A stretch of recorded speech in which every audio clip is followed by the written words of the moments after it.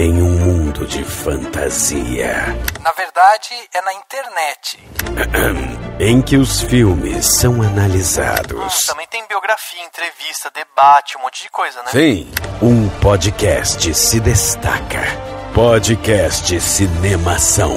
Só no cinemação.com.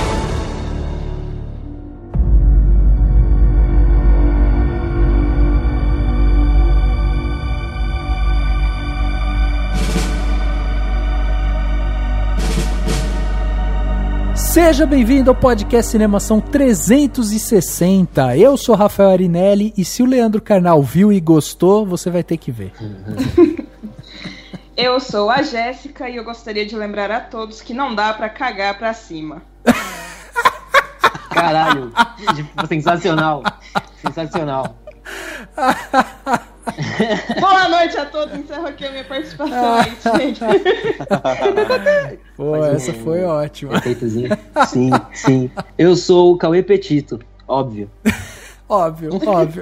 Essa é pra quem viu o filme, Exatamente, exatamente. O cagar pra cima também, viu? Exato. Eu sou Daniel Cury e, como diria Clarice Lispector, o óbvio é a verdade mais difícil de se enxergar. É verdade. Como a gente tá gravando por Skype, não dá pra ver o Cauê, então é difícil de enxergar que é óbvio o Cauê, entendeu? Exato.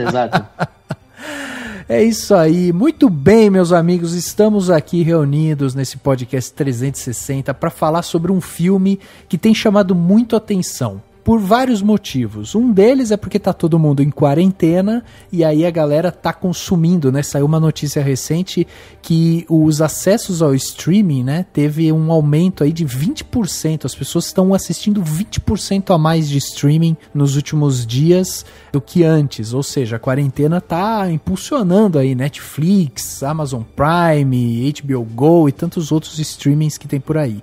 E dessa vez a gente vai falar aqui sobre esse filme que é da Netflix, O Poço, um filme espanhol, e a gente vai analisar ele porque é um filme que traz muito, né, do que a gente está vivendo hoje, tem uma discussão muito interessante e tem várias camadas, para não dizer vários andares de discussão aqui, né? Então hoje a gente vai conversar sobre esse filme. Lembre-se que vamos dar spoiler, então se você que está aí ouvindo a gente e tal, não viu o filme, vai lá, assiste o filme, tá na sua casa aí, é facinho de ir lá assistir.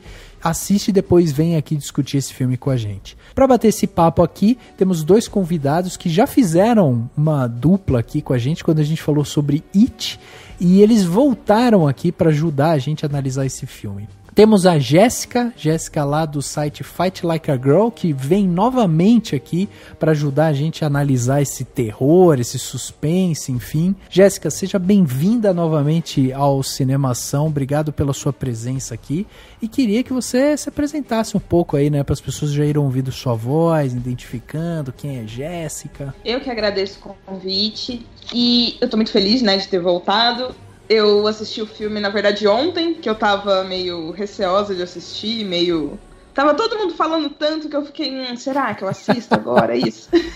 Mas aí, como vocês me convidaram, eu falei, não, vou assistir então, pra participar. E eu sou do Fright Like a Girl, eu, né, falo de terror aí 24 horas por dia, eu só faço isso da vida e estou aqui para falar mais um pouquinho do gênero com este filme. É isso aí. Cara, muito obrigado novamente pela sua presença. E temos aqui também Cauê Petito, autor do Cinemação, quase um cineasta também. Só não é cineasta porque o mercado parou, porque senão, meus amigos, estávamos aí com filmes de Cauê Petito em tela. Direto no mercado de produções adultas e... Não, mentira. Eu sempre tento falar alguma coisa e acaba sendo horrível, mas enfim. Cauêzinho, obrigado pela sua presença aqui com a gente também. E vamos falar sobre terror, que é sua praia, né? Porra, é isso também. De novo, prazer falar com vocês sobre isso. Prazer também falar com a Jéssica, que entende mais aí que todo mundo nessa porra. Faz um trampo foda com a Darkseid, com a Macabra e... Bom, só vamos lá. É isso aí. Muito bem, vamos então conversar sobre O Poço logo depois do quadro Repercussão. Confira o que rolou durante a semana. Eu começo. Agora no Repercussão.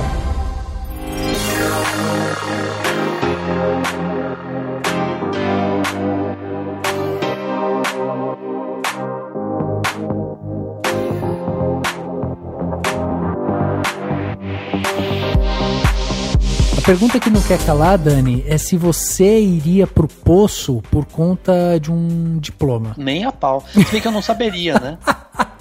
Tipo, provavelmente a propaganda assim, venha para o Poço, aqui é legal. Venha para o Poço e tenha um diploma depois. Aí você fala, beleza, qual o problema de ficar preso num lugar? Não tem, por alguns tempos já tô de quarentena mesmo. Então, tá, tem outra pergunta pra você. Na entrevista, você fazendo a entrevista lá do Poço, qual seria a comida que você ia falar? Comida? É, porque você lembra que tem que falar comida favorita, né? Não sei, viu? Eu acho que eu falaria pavê. Pavê? Pavê de bolacha de champanhe, sabe aqueles pavê de bolacha? Nossa, é muito bom aquilo. Sua comida favorita? Talvez seja, mas não sei. Tem outros também. Tem fora que às vezes um salgado é melhor que o doce, né? Sim. Alimenta mais. Então talvez seja alguma coisa tipo, não sei. O duro era chegar ao pavê, você tá lá no alto e aí a pessoa que tá dividindo cela com você é ficar ouvindo você fazer a piadinha, né? A piadinha do pavê. Não, mas talvez alegre um pouco aquele ambiente, né? Aquele ambiente triste. As 2 primeiras vezes talvez alegre, na terceira... Na terceira alguém caga na minha cara. Muito bem, muito bem. Estamos aqui então para ler tudo que chegou, né, durante a semana aqui pra gente, de comentário e tudo mais. Na verdade não é tudo, a gente seleciona 2 aqui para ler. Mas se você quer mandar seu comentário sobre o Poço, quer mandar elogios, críticas, sugestões de temas e tal, envie seu e-mail, né, seu e-mail para contato@cinemação.com. Você mandando seu e-mail pra gente, a gente recebe aqui, seleciona e vai ler ele, e aí todo mundo vai ficar sabendo seu nome e sua opinião. Olha que maravilha. Além disso, você também pode visitar o nosso site, né, o cinemação.com, site cheio de notícia. Agora, em época de quarentena, a galera tá produzindo, tá saindo muita coisa bacana, e você vai encontrar lá, por exemplo, um artigo chamado No Limite da Realidade, a fantasia que não terminou bem, um artigo muito legal do Clay Coelho. Temos também um post recente que a gente fez em parceria com o Telecine. O pessoal fez lá um post falando sobre os 7 musicais para ver após você assistir o Rocketman. Afinal de contas, o Rocketman impulsionou o consumo aí, né, de musicais. Temos também o nosso podcast aqui da casa, o podcast companheiro nosso aqui, que é o Geração M, que soltou seu 12º episódio, Dinastia M. Eles falam sobre essa HQ, né, da Marvel e tal, e ficam destrinchando um pouco sobre o que é essa HQ, por que ela foi tão importante e tudo mais. E tem muitas outras coisas bacanas lá. Por exemplo, eu escrevi um texto recente, o Beabá Cinematográfico, e eu falei sobre o que é plongé e o que é o contra-plongé. Olha aí, tentei ensinar um pouco aí com exemplos. Então você vai entrar lá e vai ver ainda um exemplo de um filme recente, o Irlandês. Eu coloquei lá um trecho do filme que dá para ver exatamente o que é um plongé, o que é o contra-plongé e o significado dessa técnica cinematográfica. Então acessa cinemação.com, super fácil, você acessa lá e tem acesso a tudo isso que eu falei. Além disso, o nosso podcast está nas principais plataformas, né? Então você pode encontrar a gente no iTunes, pode encontrar a gente no Spotify, no Deezer, pode encontrar a gente no YouTube, em vários lugares. Só procurar por podcast Cinemação. E você também pode ser um patrão ou uma patroa do Cinemação. A gente, inclusive, está num processo de envio de presentes anuais que a gente manda para quem é patrão do Cinemação. E se você quiser receber presentinho nosso todo ano e ainda contribuir para que a gente melhore cada vez mais e participar ainda do nosso grupo Cinemação Premier no WhatsApp, no Facebook, é só você entrar no cinemação.com/contribua ou clicar no botão contribua, escolher uma das plataformas diferentes que tem 3 plataformas para você escolher a forma de pagamento e contribuir com a partir de R$1 por mês. Com R$1 por mês você já vira patrão ou patroa do Cinemação, já contribui bastante para que a gente cresça cada vez mais. Entra lá e seja um patrão ou uma patroa do Cinemação. Lembrando também que esse episódio do podcast Cinemação é um oferecimento do Topázio Cinemas. O Topázio Cinemas geralmente tem um spot convidando você para ir até o Topázio Cinemas. Dessa vez a gente não vai poder ter esse spot, porque afinal de contas, no momento não dá para ir até o cinema, ele está fechado por motivos que você sabe muito bem, né, de quarentena e de decisões em prol da saúde pública do Brasil e do mundo. Então, enquanto ele está fechado, você pode acompanhar o Topázio Cinemas nas redes sociais, você pode ficar de olho neles e ficar com ele no seu radar para que você possa voltar, ir lá visitar o cinema e acompanhar os melhores filmes, os melhores lançamentos numa qualidade excelente de som e de imagem que eles têm no interior de São Paulo, em Indaiatuba. Então fica com ele no radar, assim que tudo voltar, ele vai voltar lá, vai estar lá inteirão pra gente assistir bons filmes. Então acompanhe o Topázio Cinemas, que ele é nosso parceiro e sempre será, porque ele é excelente. Chegando aqui onde as pessoas saíram dos seus armários e mandaram seus comentários aqui pra gente, temos aqui um comentário da Kátia Barga. Kátia que recentemente participou do podcast e ela resolveu também, além de participar, mandar comentário. Olha aí, uma participante completa, né? E ela ainda contribui porque ela é patroa do Cinemação. Pois é, contribui, ganha presente, escreve, participa de podcast. Olha, Kátia, a gente quer mais 10 de você. Aqui. É isso aí. E a Kátia escreveu no podcast Animação 355, quando a gente falou do cinema brasileiro na UTI. Na época, né, ainda não estava tudo parado, não estávamos em quarentena, e daí a gente estava mostrando qual que era a situação atual do cinema brasileiro. E ela falou o seguinte: o que está ruim que não pode piorar? Nem sei o que dizer agora, já que deixei para comentar depois e no momento estamos em plena quarentena por causa do coronavírus. E além das preocupações por causa das políticas destrutivas para a cultura de maneira geral no Brasil, temos agora também uma crise ainda maior e mundial. 2019 era me deem os parabéns porque arrasei geral com tudo. 2020 é Hold My Beer, ou segure minha cerveja, né? Bom, mas de qualquer forma foi muito legal saber das ações da Laís Boldansky aqui em São Paulo. Mais fã dela ainda depois de saber disso. Obrigado e sigamos sobrevivendo a tudo isso. É isso aí, Kátia. A gente tem que ser resiliente nesse momento. Resiliência e empatia são as palavras certas e que inclusive tem a ver com o podcast de hoje, hein? E eu tenho um comentário maravilhoso do Miguel Ângelo, um comentário bem rápido. Ele comentou lá nos 10 piores filmes de 2019, tem o post com uma lista de 10 piores filmes, tem o balanço nosso no podcast, e ele comentou o seguinte: não sei contar os outros da lista, pois não assisti, mas Cats foi doloroso de assistir. Sério, um dos piores filmes que já vi na vida, considerando que se tratava de um grande lançamento. De fato, ele está certo, Cats é muito ruim e ele não é nem aquele filme que é legal por ser ruim. Ele é ruim demais mesmo, assim. É impressionante. Mas eu acho que vale a pena assistir, quem quiser e quem puder e quem tiver paciência, porque a gente tem que aprender pelo contra-exemplo, e o Cats ensina muita coisa sobre o que não funciona num filme.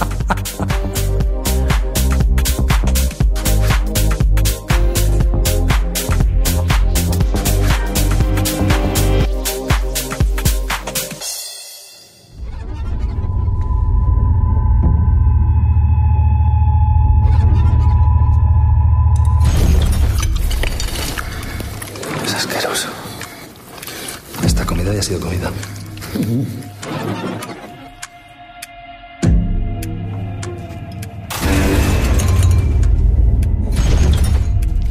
Si todo el mundo comiera solo lo que necesita, la comida llegaría a nivel más bajo. ¿Qué dices, vieja? Si venimos del 88, estamos vivos de milagro. ¡Nivel 6, amigo! ¡Voy a tope! ¿Hay mucha más gente abajo? Dentro de poco habrá menos.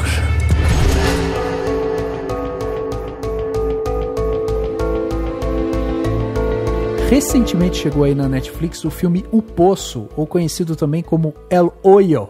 Eu fui procurar depois a pronúncia e percebi que o H nesse caso ele não existe. Então é El Hoyo, que seria O Poço em espanhol. Ou El Ocho, ou Ocho se você for argentino. É, pois é. Boa. Pois é. E aí esse filme chegou, a gente não tem exatamente, né, uma data certinha que ele entrou, porque ele entrou na Netflix, assim como a gente também não tem os dados específicos ali, né, de faturamento, com quanto que esse filme foi produzido e tudo mais. Como a gente bem sabe, a Netflix é uma caixinha bem fechada ali e a gente dificilmente tem esses dados, né, de produção e tal.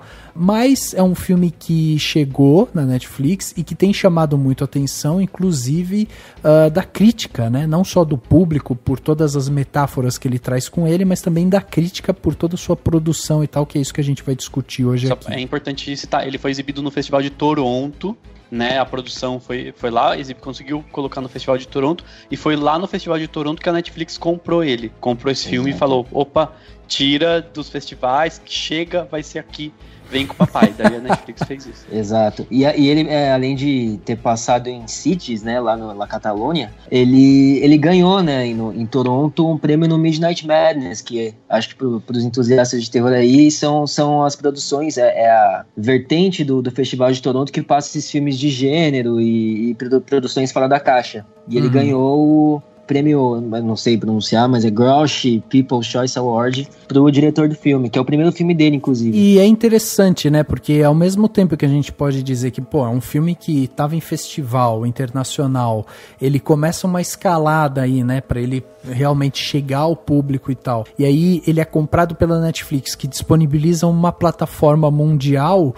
A gente já pode dizer que esse filme ele atingiu um patamar diferente agora, talvez ironicamente, justamente por conta da quarentena e tudo mais, mas é um filme que ganhou holofotes, né, em cima dele, assim, que talvez nem ele esperasse isso, né? Isso é curioso, porque numa época onde a gente está discutindo constantemente sobre isso, o cinema em streaming, o que o cinema se transformando, o que é o cinema, as pessoas indo menos ao cinema, a gente esquece às vezes de perceber como para algumas produções, como esse filme, não sei se ele foi uma clara exceção, mas tipo, com algumas produções isso fortalece o filme, né?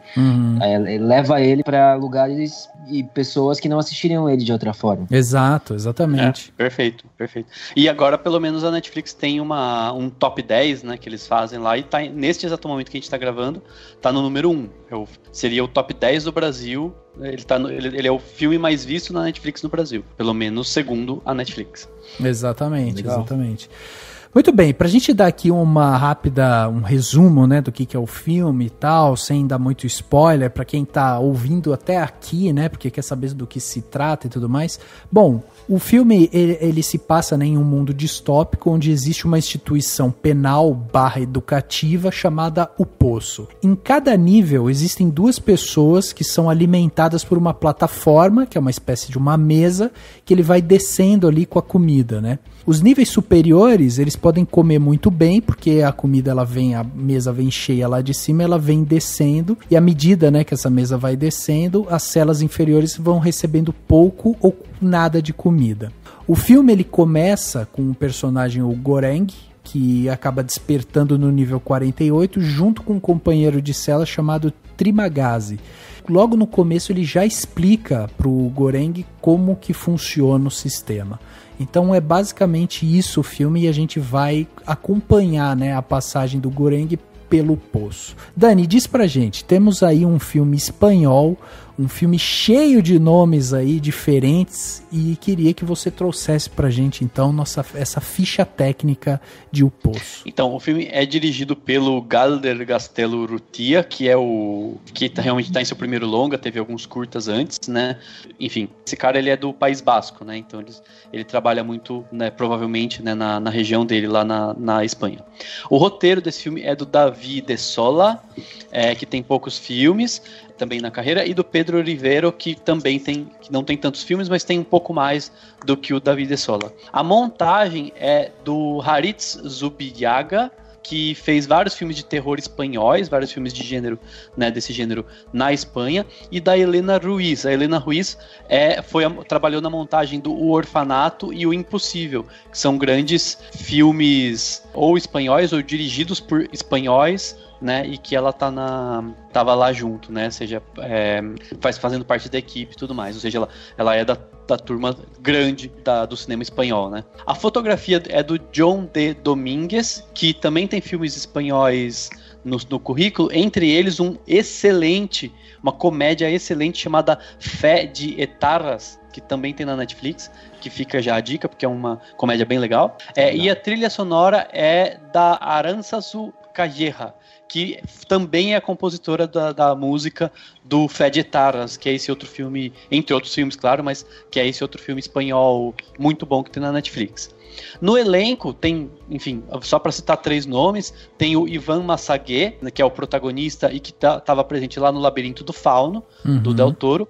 O Zorion Esguileor, que é o primeiro companheiro dele, né, que ele conhece, e a Antônia San Juan, que provavelmente muita gente vai olhar pro rosto dela e se lembrar do filme Tudo Sobre Minha Mãe, do Almodóvar, que ela faz uma mulher transgênero, né, lá no Tudo Sobre Minha Mãe, ela faz o papel da Agrado, né, lá no filme do Almodóvar. Uhum. Exatamente. Um filme aí com mais ou menos 1h30, né? Um pouquinho mais ali e tal. Um filme espanhol que tem todas essas questões, né, de metáfora por trás dele, que é o que a gente vai discutir aqui. Então, para começar, né, fica muito claro que a metáfora óbvia desse filme é justamente uma analogia à sociedade, e como essa sociedade ela é desigual e como os de cima não se preocupam com os de baixo. Essa é uma leitura simples, clara que o filme passa pra gente, que inclusive óbvia. Na figura, óbvia, exatamente, que na figura do Trimagazzi, ele inclusive tem aquela frase, né, que ele fala que é comer ou ser comido, né, ou seja, há alimento para todos, todo mundo pode se alimentar, não vai passar fome e tal, mas o egoísmo produz fome. E isso é muito interessante do filme, como ele acaba trazendo isso pra gente, essas metáforas. Nesse começo, quando a gente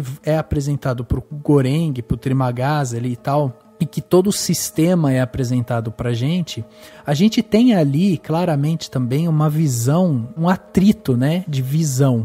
Porque a gente tem na visão do Trimagazzi o realista, e na visão do Goreng a gente tem essa visão mais idealista.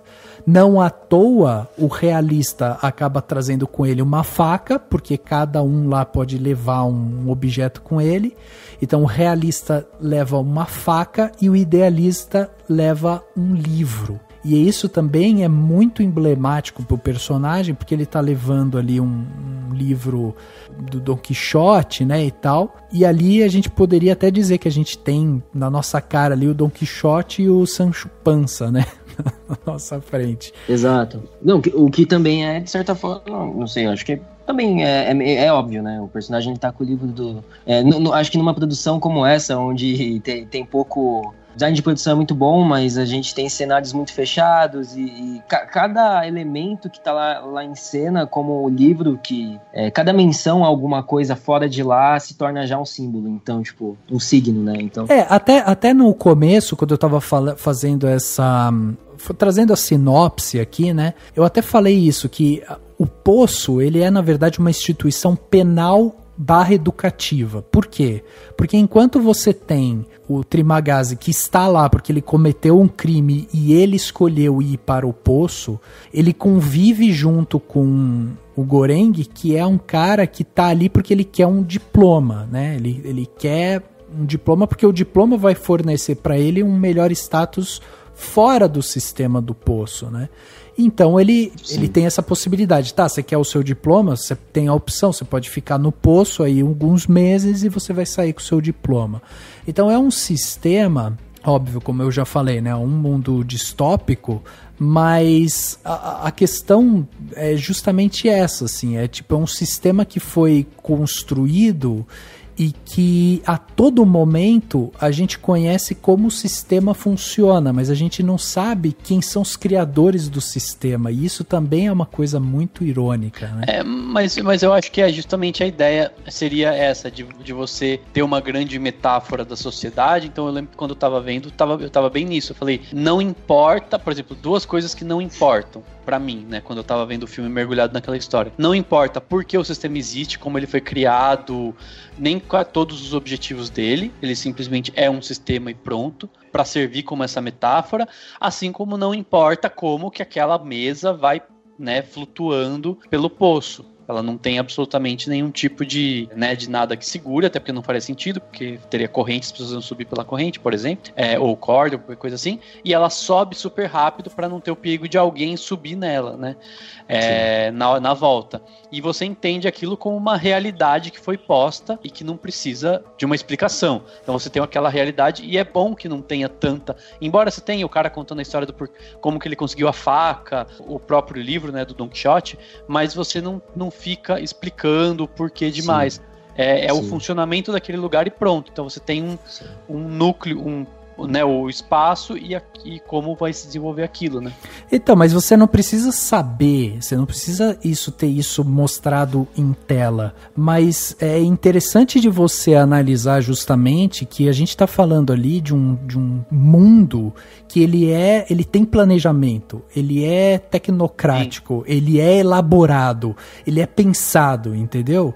E você tá olhando só pro sistema. Isso que eu acho interessante. Você tá analisando e tá vendo como o sistema funciona. E por que eu acho que é importante a gente pensar nos criadores do sistema? Eu acho que isso vai conversar, inclusive, com o fim do filme, né? Porque a gente não tem uma resposta concreta como que esse sistema ele vai ser desmontado ou simplesmente não vai ser desmontado. Ele vai ser rearranjado, entende?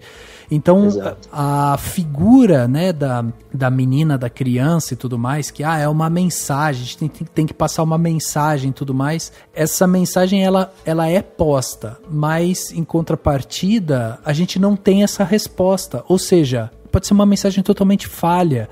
E aí que entra essa questão dos criadores do sistema, porque como a gente não sabe quem são, a gente não sabe como que foi desenvolvido ali e tal, e a gente tá vendo esse mundo de planejamento tecnocrático, elaborado e tudo mais, a gente tá olhando aquilo ali e tá falando assim, eu posso ferir o sistema, mas se eu não for atrás das pessoas, dos criadores, talvez o sistema continue existindo, sabe? Então eu acho interessante dele provocar esse pensamento. Sim.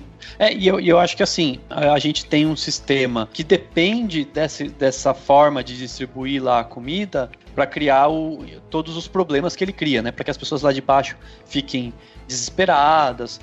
Provavelmente é um sistema que se baseia no fato de que muita gente vai se matar, né? Um comer o outro, literalmente, né? Lá nas partes mais baixas, né? Onde a comida não chega. É um sistema que depende disso tudo. E aí a proposta, né? A ideia, quando eles chegam à conclusão de que eles podem distribuir em rações, começam a tentar fazer isso ser dividido, você vai ter o sistema vai continuar existindo, mas a função dele vai ser outra. Né? Ou ele vai deixar de ter essa função, ou ela vai ficar mais dificultada ainda. Só que eu acho que uma coisa importante de se pensar é que eles deixam de dar comida quando eles tomam atitude lá no terceiro ato do filme, eles deixam de dar comida nos primeiros 50 casas, né, primeiros 50 andares lá do poço, para poder sobrar para todo mundo no final. Porque no final tem gente sem comer nada. E eu fiquei pensando nisso. Falei, quer dizer então que não tem nem tem mesmo comida pra todo mundo, entendeu? Se for dividir igualmente, não vai ter. Então talvez isso também seja um outro paralelo ao mundo que a gente vive. Embora eu acho que, do ponto de vista econômico, você pode argumentar que existe para todo mundo, só não é dividido igualmente. Mas é uma forma de você dizer assim, olha, não tem para, mesmo que você queira dividir igualmente, não tem para todo mundo, entendeu? Talvez seja Ou talvez seja uma ironia também, né, Dani? Porque às vezes quando eles chegam, que eles consideram o final do poço, eles estão entendendo que não, tem 250 andares. Aí quando eles vão vendo que tem mais, talvez seja uma ironia do tipo assim, olha, existem partes mais baixas que talvez a gente nem tenha consciência dessas partes, entende? A gente nem tenha percebido o quão fundo é esse poço. Então talvez sim, exista comida para todo mundo, mas talvez o racionamento precise ser maior, entende? Eu percebi o filme todo como uma base de tentativa. Tipo, eles tentam várias coisas, eles não sabem de muita coisa do que tá acontecendo, essa coisa do poço ter muito mais profundidade do que eles estavam imaginando, tipo, aquela coisa do buraco é muito mais embaixo, literalmente, e é muito de tentativa do que fazer, tipo, eles realmente não sabem o que fazer, porque eles começam tentando conversar com as pessoas, como aquela senhora tenta começar a falar, olha, eu tô separando aqui 2 porções, cada um pega a sua e faz pro próximo. Aí ele tenta ser um pouco mais grosso pra fazer com que as pessoas entendam o que eles estão falando. Depois eles partem pra violência. Aí o outro senhor fala que a educação é melhor, então eu vejo toda essa polarização que a gente vive em sociedade, de cada um falando o que é melhor fazer, sendo que cada um não tem noção do que se deve fazer de verdade. Porque até certo momento eles acham que, tá, beleza, a gente acredita que vai até os 200 e pouco. E aí eles percebem que estão no 330 e poucos e, tipo, nada, não tem noção, tipo, não para ainda. Eu acho que é todo mundo muito perdido. E eu acho que esse seria um dos pontos mais interessantes sobre o filme, de você perceber que, tipo, tá todo mundo tentando dar pitaco em como fazer as coisas, só que ninguém sabe exatamente como fazer, porque ninguém tem noção da real profundidade do que tá acontecendo à sua volta. Então, tipo, nessa questão da crítica, eu acho que é muito certeira, já atinge uma camada que talvez não seja a mais óbvia. Tipo, eu percebo como uma grande crítica a todas as tentativas. Essa questão, inclusive, acho que foi o Rafa que comentou sobre ser uma prisão e um tipo de escola. Entra até naquelas questões que o próprio Foucault coloca, como a própria escola sendo um objeto de aprisionamento,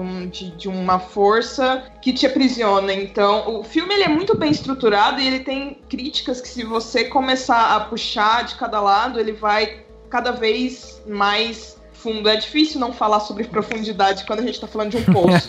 Mas enfim. El hoyo. Sí. El hoyo. Y estamos a primeros de mes. De modo que la pregunta es: ¿qué vamos a comer? ¿Qué vamos a comer?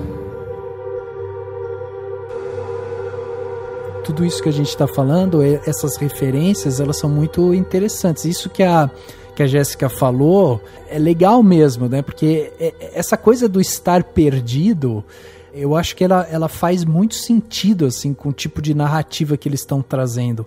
Vale a pena dizer que o filme, apesar dele ser bem claustrofóbico, assim, né, ele ter cenas muito fechadas ali e tal, em vários momentos o diretor opta por uma câmera bem fechada em alguns elementos, justamente para trazer pra gente essa sensação de impotência, de fechamento e tudo mais. Apesar da gente estar já num lugar fechado, mas ele quer fechar até um pouco mais, ele quer deixar a gente um pouco mais constrangido com tudo aquilo ali que está acontecendo.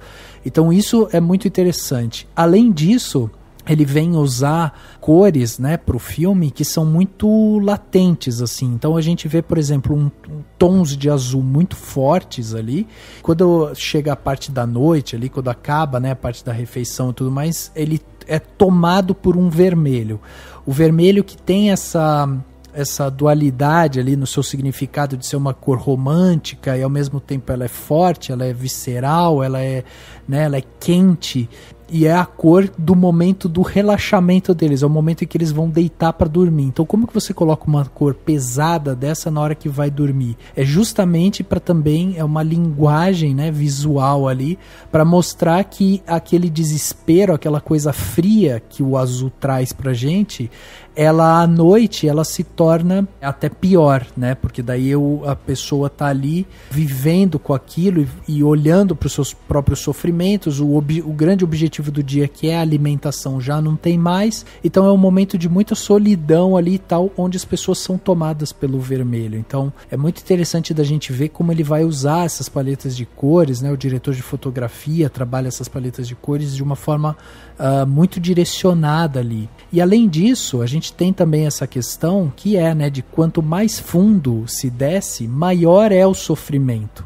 E essa ideia, ela fica bem atrelada ao inferno, né, da Divina Comédia e tal. Porque o filme, ele vai buscar algumas referências religiosas da culpa e tudo mais. Ele vai trazer isso pra gente. Então a gente vai vendo que depois, quando você tem aquelas pessoas que estão no alto e que elas estão comendo bem, que são os gulosos ali e tal, depois esses gulosos eles vão ser punidos, né? E aí eles precisam tomar consciência dos próprios pecados que eles tiveram. eles vão tomar essa consciência, na verdade, quando eles estiverem no inferno, quando eles estiverem nos níveis mais baixos ali.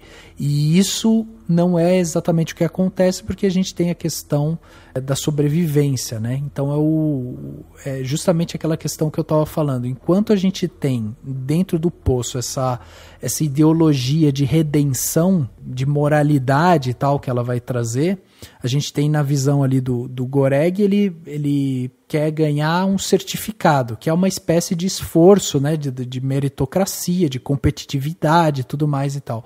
E no caso do Trimagaz, ele matou alguém e ele quer pagar a pena dele através do poço. Então é um símbolo de redenção. Só que ao contrário de Dante, né, no Inferno da Divina Comédia, por exemplo, existe uma mobilidade no inferno, né, porque a pessoa sobe, ela desce e tal. Então isso permite que os opressores eles também sejam os oprimidos. Então veja, a partir do momento que você tem aqueles personagens lá em cima, gulosos e tal, e eles vão comer tudo porque é comer ou ser comido e tal. Quando vira o mês e eles vão para os níveis mais inferiores, onde eles deveriam ganhar a consciência, né? Nesse momento eles não ganham essa consciência, eles só pensam na própria sobrevivência. Então a experiência da dor, da fome, ela é pouco ou ela é nada, ela simplesmente não ensina a essas pessoas. Ou gera raiva a ponto da pessoa falar assim, agora que eu tô aqui em cima eu vou comer pra caramba e foda-se quem tá lá embaixo. Exatamente. Mas é aquela coisa do sistema ser cíclico, né? De você não conseguir quebrar essa roda de gerar cada vez mais ódio, mais raiva e mais violência. Então... Sim. O que leva também é aquela frase meio errônea, não sei, enfim, de que, sei lá, o sonho do oprimido é ser opressor e essas coisas todas, como a Jéssica falou, essa coisa cíclica. É interessante isso que o Rafa falou da Comédia Divina, do Dante Alighieri, e o lance do Don Quixote, que o filme dá essas várias margens para interpretação, e até no simbolismo, sei lá, até mesmo acho que o pessoal já fez isso em threads do Twitter e esse tipo de coisa, onde eventualmente os personagens começam a passar por níveis onde a gente tem representações visuais dos 7 pecados capitais. Então a gente tem um momento em que o personagem passa por um nível e tem um garoto comendo a refeição dele, falando que quando o parceiro dele, se ela morrer, ele vai abrir o estômago dele e comer o resto. Eles passam num nível onde tem 2 senhores numa piscina inflável, representando talvez uma soberba. Então, tipo, mesmo aquele 333, né, são 333 andares, no caso, que para 2 pessoas cada, se tem um 666. E todas esses signos, essas alegorias também, que torna a obra... realmente acho que é um filme de ideias, assim, acho que a gente já pode... Já é bem seguro disso, assim, que é um filme sobre ideias. E aí o lance vai do quão bem ele consegue trabalhar em torno disso, assim, sei lá. Uma coisa que eu ia comentar, tem uma que eu tô deixando pro final, gente, que é sobre um negócio do Don Quixote que eu vi, mas eu acho que é legal eu provocar no final. Mas tem um negócio que vocês estavam falando da questão da classe, do sobe e desce, e eu até anotei aqui, né? O Goreng, ele começa no 48, ou seja, seria uma classe média, ele recebe alguma comida, ele consegue se manter nesse andar. Seria quase uma classe média alta, né? Uma classe média privilegiada, uma classe média alta. Aí depois ele vai lá pra baixo, não lembro agora, 100 e tanto, seria né, a pobreza, muito sofrimento, ele é amarrado pro cara comer a perna dele pra sobreviverem e tal. E depois ele vai pro 3, que seria a ultra riqueza, né? Tipo, ele tá no número 3 lá em algum momento. Enfim, acho que já é com aquele outro personagem, né? Quando morre o Goreng, agora não lembro se... depois ele conhecer a personagem da mulher que era, né, da administração e tal. E eu tava pensando nisso porque, assim, eu acho que também é uma outra metáfora o fato de que ele vai com o livro, né? Então, assim, ele é o cara que representa o estudo, que representa o estudo acadêmico, que representa quem, né, tem acesso à educação, quem se preocupa com isso. E aí, quando ele chega lá no momento da riqueza, ele chega com que até anotei, né, com uma consciência de classe, né? Tipo, ele chega com uma noção de que, eu preciso fazer alguma coisa, porque assim, se eu sofri lá embaixo, alguém tá sofrendo também, né? Essa coisa do cara ter o livro, e aí todo mundo leva faca, corda, cachorro, e ele leva um livro, então assim, é um símbolo importante também. E não por acaso a transformação que ele passa, né? Essa metamorfose. E não por acaso também o Kubo também era inspirado no processo, no livro do Processo do Kafka, também sobre um sujeito que fica enclausurado nessa, né? É quase que o Kubo é quase que um dedicado a isso, assim como esse filme. E essa transformação do personagem é curiosa, porque eventualmente, depois de um tempo com o velhinho, com o senhor, a gente vê numa sequência, numa montagem, o personagem do Gorê passando a também ter essa soberba de tipo, também cuspindo na comida e eventualmente sendo corrompido por isso. E o personagem dele, ele fica se alterando às vezes entre, sei lá, obviamente de uma forma alegórica, entre o Sancho Panza, entre o Don Quixote, entre o Virgílio e é muito louco isso, né, gente? Como ele vai se transmutando, né? Você vê, isso que o Dani estava falando do livro tem a ver com aquilo que eu estava falando, né? Porque o personagem principal, ele leva o livro e ele tem essa questão dele ser esse idealista, né? Tanto que no começo ele não quer comer, ele tem nojo daquilo e tal. Então ele é puramente o idealista. E ele se depara com um personagem velho, um personagem conservador em algumas coisas ali, cansado, que é o cara realista, é o cara que tá ali, que ele tá vendo o que tá acontecendo e ele tá ali, ele sabe como funciona e tal, que é o Trimagasi, né? Então o Goreng, ele vai realmente se transformando e ele vai entendendo essa realidade até pela convivência com o Trimagasi. E não à toa a gente tem aquela passagem quase romântica, né? Uma coisa bem... o filme ele até muda um pouco ali, que é aquela passagem de tempo entre o Goreng e o Trimagasi, que eles estão se relacionando, são amigos e tudo mais e tal, e aí há uma quebra. Então, veja, a gente tem ali um relacionamento florescendo entre essa visão idealista e essa visão realista.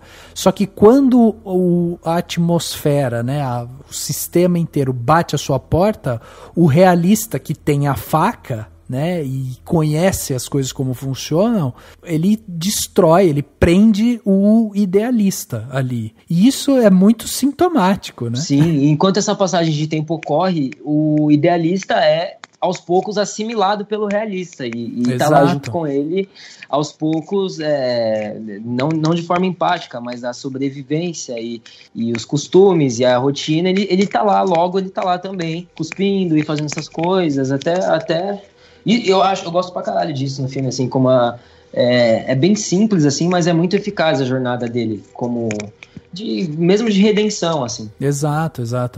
E aí o filme, ele tem uma coisa que me chamou muito a atenção, que eu acho que é a principal angústia do Poço, que é ele querer enquadrar a obra em uma proposta de esperança. Eu acho que essa que é a angústia do filme, porque ele tenta montar o filme de uma maneira que você que está assistindo, você busca essa esperança, né? Só que ele é um filme realista, ele é um filme politicamente maquiavélico, assim, no sentido de ele não mostra o mundo como ele deveria ser, ele mostra como o mundo é, e isso traz essa esperança e ao mesmo tempo ele alimenta essa angústia. Então eu acho muito interessante como ele vai dando símbolos pra gente ao longo de todo o filme, que a gente vai reparando isso, que muitas vezes a gente só é um corpo com necessidades básicas, né? E que muitas vezes, para escapar da dor que a gente sente, a gente cria essa coisa meio metafísica no sentido de a gente estuda as formas, as leis da razão, sabe, o fundamento das coisas e tal, a gente vai criando essas coisas meio metafísica para escapar dessa dor, para escapar do incômodo.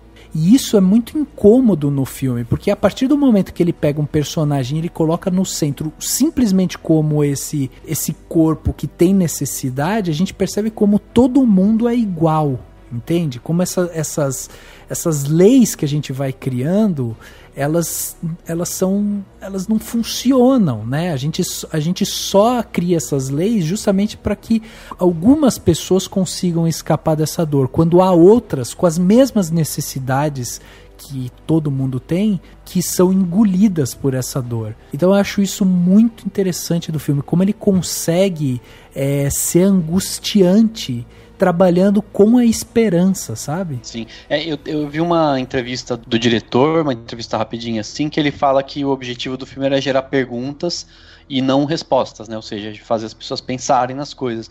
E você falando disso, eu estava pensando justamente em como quando ele encontra lá a Imogiri, né, que é a personagem depois da morte do Trimagazi, ela começa pedindo, ela entende a importância, né, de separar a comida e tal, e ela meio que insiste, né, em falar para as pessoas, em tipo conscientizar. Então ela fala assim, faça isso, tal, um dia eles vão ouvir. E aí em algum momento o filme chega à conclusão de que ninguém vai ouvir, porque tá todo mundo se lixando. E aí surge toda a questão do descer e usar da força, né? E aí tem o debate sobre a solidariedade, se a solidariedade não lembro agora o termo que eles usam, é uma solidariedade natural, espontânea, né? Espontânea, né? Então eles falam, tipo, esse debate sobre a solidariedade espontânea, sobre uma hora vai todo mundo se ajudar, e aí falar, não vai ter uma hora que vai todo mundo se ajudar, a gente tem que descer o porrete em quem não resolver, em quem não ajudar, em quem não fizer essa parte. Entra essas questões até que a Jéssica falou, né, do Foucault, tem, eu acho que o Althusser que falava das políticas de Estado, né, dos aparelhos do Estado para controlar as pessoas, e em algum momento você precisa da força, você precisa da polícia, você precisa de alguém para dizer, você não pode fazer isso, porque senão você vai morrer, ou ser preso, ou se fuder. Então, esse momento eu lembro que eu pensei muito nisso, falei, nossa, que interessante. E quando eles falam, esses primeiros 50 não vão comer dessa vez, é como se fosse o estabelecimento, e alguns caras ficam indignados e tal, é como se fosse o estabelecimento do que se discute de impostos mais altos para os mais ricos, né, de você chegar para as grandes empresas, para os grandes bancos, para sei lá quem, e falar, a partir de agora você vai ter que pagar ainda mais imposto, porque tem gente que vai precisar disso. Tudo bem que a gente interpreta da forma como nos convém um pouco mais, é óbvio, cada um interpreta de acordo com a sua visão de mundo, mas eu interpretei dessa maneira, como em alguns momentos você precisa da força, ou de algum tipo de força, porque essa bondade, essa solidariedade espontânea não vai ser espontânea, ela vai ter que ser forçada, e tem muita coisa no mundo que só muda quando você força, depois ela fica naturalizada, mas em algum momento você tem que forçar, né? Exato, isso talvez seja bem nada a ver, mas isso me lembra uma frase do Cavaleiro das Trevas do Frank Miller. Tem a frase que ele diz, o mundo só faz sentido se você forçar ele a fazer. Eu acho, pra mim ainda se sustenta essa frase e como o Dani falou, às vezes é isso, assim. Mas, assim, eu também percebo que, assim, lógico, como foi comentado, cada um vai acabando pegando mais aquilo que faz sentido pra si, mas eu também percebi que talvez a violência não funcionasse tão bem quanto eles esperavam. Porque eles começam muito bem com a violência nos primeiros andares, só que vai chegando num ponto que, tipo, eles pegam e falam que aquele senhor mais velho, que o outro rapaz chama de sábio, ele pega e fala, vocês estão esquecendo o princípio básico da educação, vocês não estão sendo gentis com as outras pessoas. E não que isso vá levar a algum lugar também, porque a gente percebe que não vai, mas fica aquela coisa questionável, tipo, até onde a violência vai funcionar aqui, até onde a gentileza vai funcionar. Eu acho que não dá pra ficar esperando também que seja gentil, funcione de alguma forma, mas a violência tá mesmo funcionando. Tipo, eles chegam até os andares mais baixos, percebem que as coisas estão horríveis e eles já estão cansados de lutar, tipo...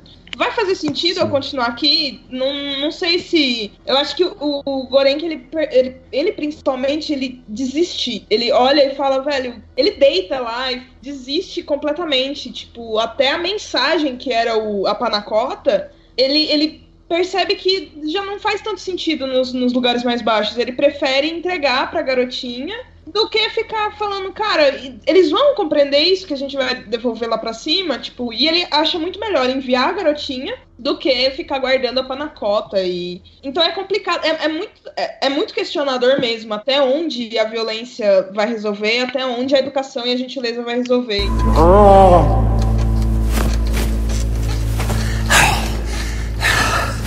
No será por qué hacerlo de bagaje. Con el tiempo, nuestra amistad se iría deteriorando y terminaría en una desconfianza mutua que desencadenaría el conflicto y el crimen. Lo sé. Porque lo he vivido. Es usted puto asesino. No. Soy alguien que tiene miedo.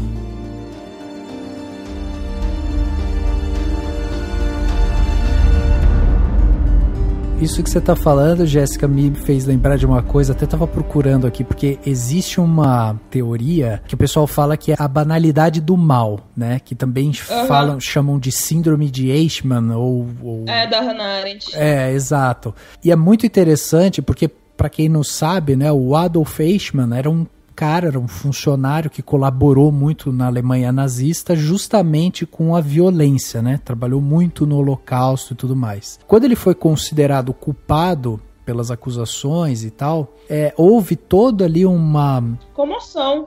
Um acompanhamento, né, da mídia, uma comoção e tal, porque ele pedia clemência e tal, e falando que, eu só cumpri ordens, né? Só fiz aquilo que me mandaram e tudo mais. E aí é interessante isso que você está falando, porque me veio justamente essa ideia, né? Porque se a Panacota ela voltasse intacta, isso seria uma mensagem de que algo dentro desse sistema não funciona. Porém, o filme ele é irônico no sentido de mostrar, por exemplo, a funcionária que trabalha lá há 25 anos e que agora está no poço, fazia seleção e tal, mas ela diz que ela não sabe como é que funciona exatamente o poço. Ela fazia a seleção, ela cumpria ordens. E eu acho isso interessante de qualquer forma na personagem da Imogiri, porque ela vai até lá porque ela quis, e ela não sabe como funciona. Ela tenta consertar o negócio por dentro, sem saber como funciona, nem sabendo até onde vai o poço, sabe? Então, tipo, pegaram pessoas pra administração, ou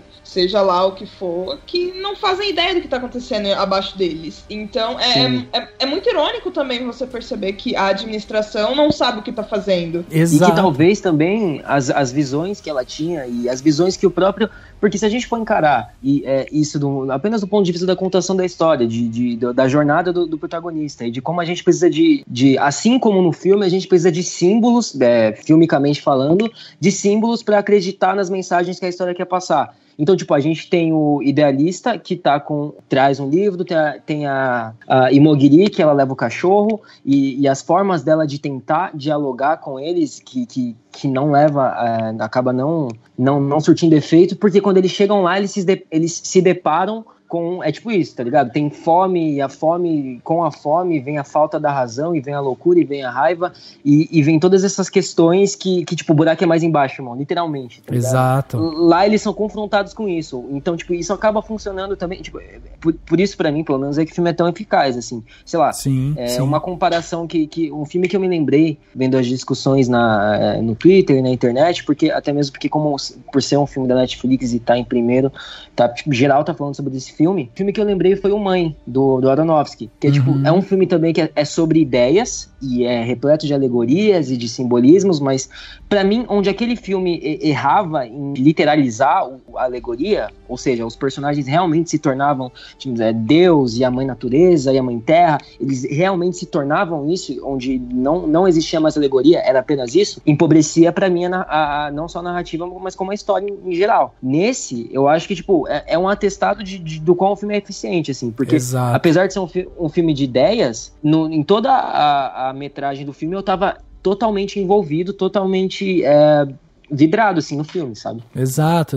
E essa ideia que eu tava falando, né, dessa síndrome de Eichmann, que é essa coisa da banalidade do mal e tal, vai realmente desse encontro, né, da Imogiri, que a gente tava falando que trabalha lá, que não entende. Então, veja, quem pensa o modelo não sabe como ele funciona. E quem sofre o planejamento não tem acesso aos que elaboram tudo. Ou seja, todo mundo tá ali só cumprindo ordem.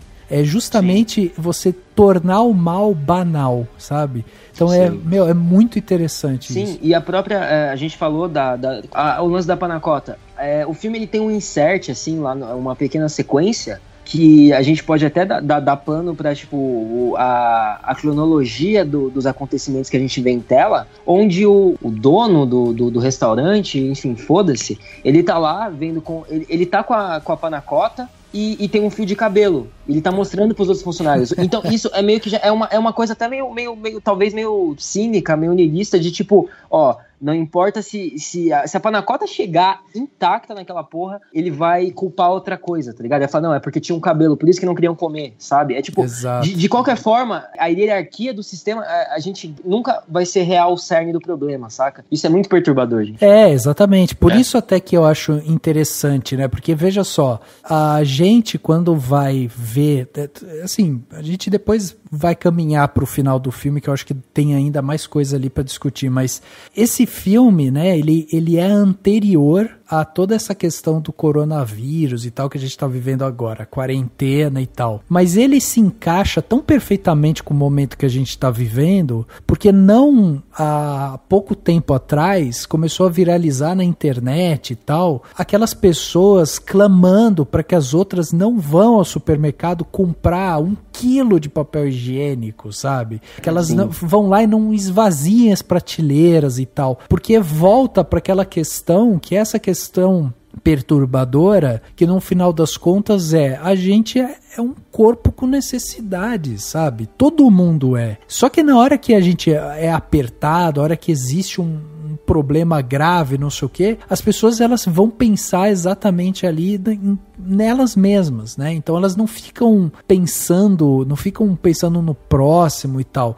E o filme, ele se encaixa muito bem nesse momento que a gente está vivendo hoje. Porque daí ele vai questionar justamente essas questões. A educação salva, a gentileza, até que ponto a gentileza vai, até que ponto a violência vai. Tudo isso que a gente está questionando aqui são questionamentos que a gente está se fazendo hoje, sabe? Vendo a situação do jeito que tá, as pessoas tendo que se isolar, cada um dentro do seu andar ali, né? No seu canto e tal, tendo que sobreviver. E não à toa o sucesso do Poço, ele é acidental, né? Ele reproduz essa vontade de que a gente só quer viver, a gente só quer ter uma vida plena, a gente quer salvar a nossa vida, a gente chega a abrir mão da nossa liberdade, da própria humanidade por essa vida. E o resto todo é secundário. Mano, um dos bagulhos mais sintomáticos que eu vejo é no filme Twitter, né? Que é o que o pessoal chama. A gente vê justamente várias dessas pessoas que já são cinéfilas, que já são rato de gênero e já estão acostumados com signos, alegorias e essa porra toda, tipo, falando sobre como o Poço é ruim e sobre como... Tipo, o fato do filme estar na Netflix e de tantas pessoas estarem assistindo e de, ainda que a maior das preocupações do filme, tipo, um monte de amigo meu e amigas que não são cinéfilos, que não acompanham essas porras, vieram me falar, nossa, mas e o final do filme? Eu não entendi nada, Cauê, e aí? Então, tipo, a anedota aqui, como se eu fosse saber, tá ligado? Mas beleza. Não, o fato deles atribuírem, sabe, isso pra mim eu fico, caralho, legal, mas enfim. O fato de tanta gente estar discutindo sobre isso, sei lá, mano, eu acho que algumas coisas são ruins, mas eu não tenho, a pessoa não tem que criticar o filme, tipo, não, esse filme aí, gente, nossa, vocês têm que ver filmes mais, as alegorias são rasas. Não, assim, tem manchetes do tipo, a Anitta assistiu o Poço e não entendeu, mas isso faz algumas pessoas que não são cinéfilas e não estão necessariamente inteiradas nesse tipo de assunto, irem atrás, procurarem, pesquisarem sobre, sabe? Uhum. O fato de ele estar em primeiro na Netflix, pra mim, já é ótimo. Assim. Não, e eu acho um problema também quando a gente tem as alegorias. Eu não acho que existe alegoria ruim ou alegoria rasa. É tudo uma questão de conhecimento prévio. Tem alguns filmes que vão ter alegorias que exigem um conhecimento anterior. Claro que esse também tem. Você tem que saber minimamente o que é Dom Quixote para entender essa alegoria. Mas tem muitas que funcionam porque tratam do dia a dia, né? E eu acho que é muito disso, assim. Tem pessoas que vão achar que a alegoria rica necessariamente é aquela que, sei lá, é quando você tem uma referência a uma obra do filósofo X ou Y, entendeu? Que exige um conhecimento muito grande prévio àquele filme. E eu acho que a gente precisa entender que, assim, tipo, as duas coisas são válidas. É válido você fazer um filme que exige um conhecimento prévio muito grande. Sei lá, lembrei aqui agora do 2001, que usa a música Assim Falou Zaratustra, que tem toda uma referência.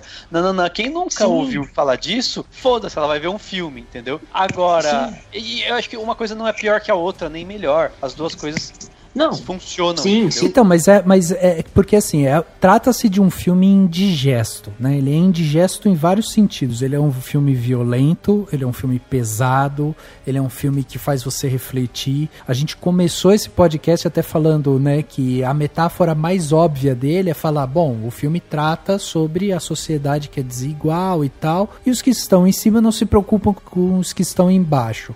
Então, tipo, essa é a metáfora mais óbvia e tal. Então, assim, se as pessoas não quiserem se debruçar em outras questões, como a gente está trazendo aqui tantas outras coisas para pensar, só o fato dele provocar esse pensamento, né, de algo vertical, de algo em que a gente está falando de sociedade, de camadas da sociedade onde uma não pensa na outra, onde há um descolamento ali, né, de visões de mundo, de quem está embaixo, quem está em cima e tal. Se a gente só isso já provocar essa reflexão, já é um filme super impactante para nossa geração, assim, porque ele tá mostrando como ele é irônico, né, como ele é provocativo no sentido de chegar e mostrar assim, ele quer provocar essa proposta de esperança. Então você vai assistir o filme achando que ao final dele você vai ter um lapso de esperança. E na verdade o filme, ele só quer mostrar o mundo como ele é. Então não existe essa coisa exata de,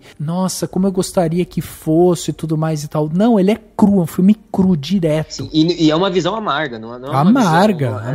Não é uma visão que, assim como o desfecho do filme te acolhe ou te satisfaz. O final do filme ele não te satisfaz.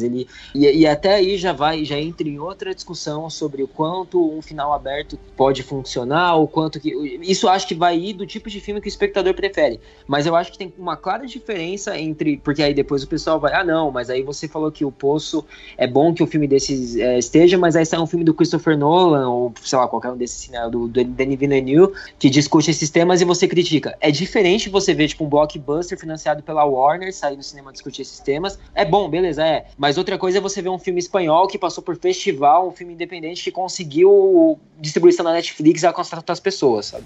Pra mim é essa tecla, tá ligado? É o bagulho da empatia e da empatia. Isso que pra mim é o mais perturbador, assim, que elas não veem o próprio elitismo intelectual sobre o qual elas se submetem, assim, sobre o qual a disparidade, assim, das... Porque elas estão no andar de cima e não veem as pessoas da...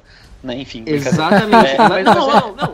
Elas estão literalmente cagando no andar de baixo, tá ligado?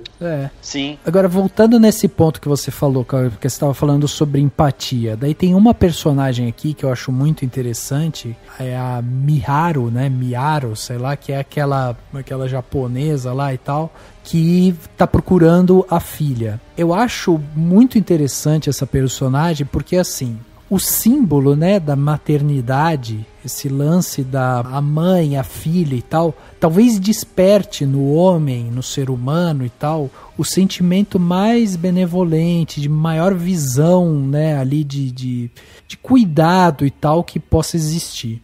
No entanto, muitos antropólogos, né, a galera que vão entender um pouco mais ali da sociedade e tal, eles falam muito que essa relação maternal que a gente tem aqui na nossa sociedade contemporânea e tal, eles falam que isso é fruto dessa construção social, sabe? Que existem inclusive sociedades indígenas e tal, que eles não pregam tanto essa questão da maternidade. A maternidade ela acaba sendo quase que um ato reprodutivo e tal. Enfim, quando a gente pensa nessa figura, nessa personagem, que é essa personagem maternal, que é essa personagem que está sendo construída dentro do filme, ela está inserida dentro desse sistema, está inserida dentro dessa sociedade, que é a sociedade que a gente conhece. Então, a gente tem um sentimento forte ali com essa mãe, só que ela é uma figura que ela, ao procurar a sua filha, ela mata, ela trucida, ela pratica o canibalismo, ou seja, ela é também fruto de uma violência. E existe também ali uma espécie de egoísmo da parte dela, no sentido de um egoísmo para duas pessoas, enquanto os outros estão pensando no egoísmo individual. Ou seja, o que o filme provoca a gente a pensar é justamente que esse amor maternal e tal, ele não é um amor que redime as pessoas. Defender a filha é também defender a si, né, e ao seu narcisismo, Sim. por exemplo. Então isso eu acho muito interessante, porque ele vai desconstruir essa visão que a gente tem da maternidade e tudo mais, com uma das figuras mais violentas que a gente tem. E que é uma figura que ele questiona justamente isso. Tipo, a partir do momento que você tem uma maternidade que ela... E o interessante é que é a única personagem que ela sobe e desce todos os andares. Sobe e desce todos os andares. Então, assim, ela é uma figura que ela está presente em todos os andares. No entanto, a gente pode entender que essa figura que cola ali nessa maternidade... a gente consegue ver que ela é também uma figura individual no sentido de ser egoísta para duas pessoas. Então acho essa personagem muito, muito simbólica. Ou assim. que tá usando desse fato para justificar a sua violência, né? Também. Ou a violência que é a consequência do ambiente onde ela tá, que vai transformar ela, sabe? Sei lá. Exato. E mesmo também isso é simbólico, claramente, mas não há algumas, assim como, não sei se o Rafa vai citar isso mais pra frente, que é o lance da menina, né, da menina intacta, da menina lá, o ideal, o símbolo, a mensagem imaculada, mas aí tem um lance também de que não faz muito sentido. Eu fiquei pensando depois, né, até eu discuti com uns amigos sobre isso, dessa mulher, ela transitar entre os níveis, e como é que ela volta, então ela volta, como é que funciona isso, sabe? Talvez isso nem faça muito sentido, mas talvez nem precise, sabe? Porque justamente é um filme que não podia ser mais metalinguístico nisso, como no final, é passar uma mensagem. Então talvez o desfecho possa ser amargo para muita gente por causa disso. Exatamente. Porque é isso. O que eu tava pensando agora, a gente discutindo, eu pensei, puxa, mas a gente sabe realmente que tipo de mensagem vai ser passada? Chegando, Exato. Seja uma panacota, seja a menina. O que eles vão entender disso? O que eles vão interpretar? Vai depender muito e pode ser que não mude absolutamente nada. E é meio que, eu acho que de certa forma é isso. O filme tá querendo dizer assim, eu sou uma mensagem, mas vai depender de você para qualquer mudança, e no fim das contas pode não servir de nada. O filme pode não servir para mudar nada na sociedade, né? Como mensagem. Eu até acho que o filme eu vejo muito. Eu acho que esse filme ainda vai dar muito pano pra manga, assim, de discussões e de artigos, e sei lá, aquele One Perfect Shot lá do Twitter lá, e aquele IndieWire discutindo os temas do filme, que talvez possa ter, não quero ser equivocado aqui, mas possa ser até um filme meio fatalista, assim. Pode ter umas mensagens na real que são totalmente disso, de tipo, coloca a mão na massa, vamos tacar fogo no ônibus aí, gente, tá ligado? ¿Intolerancia al gluten o a la lactosa? ¿Alérgico al marisco, a los cacahuetes, a algún tipo de fruta? A nada, que yo sepa.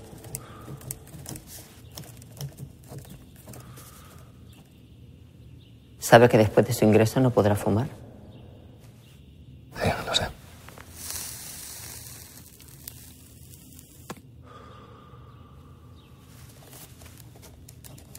Estos silencios son parte de la entrevista. ¿Le incomodan? No.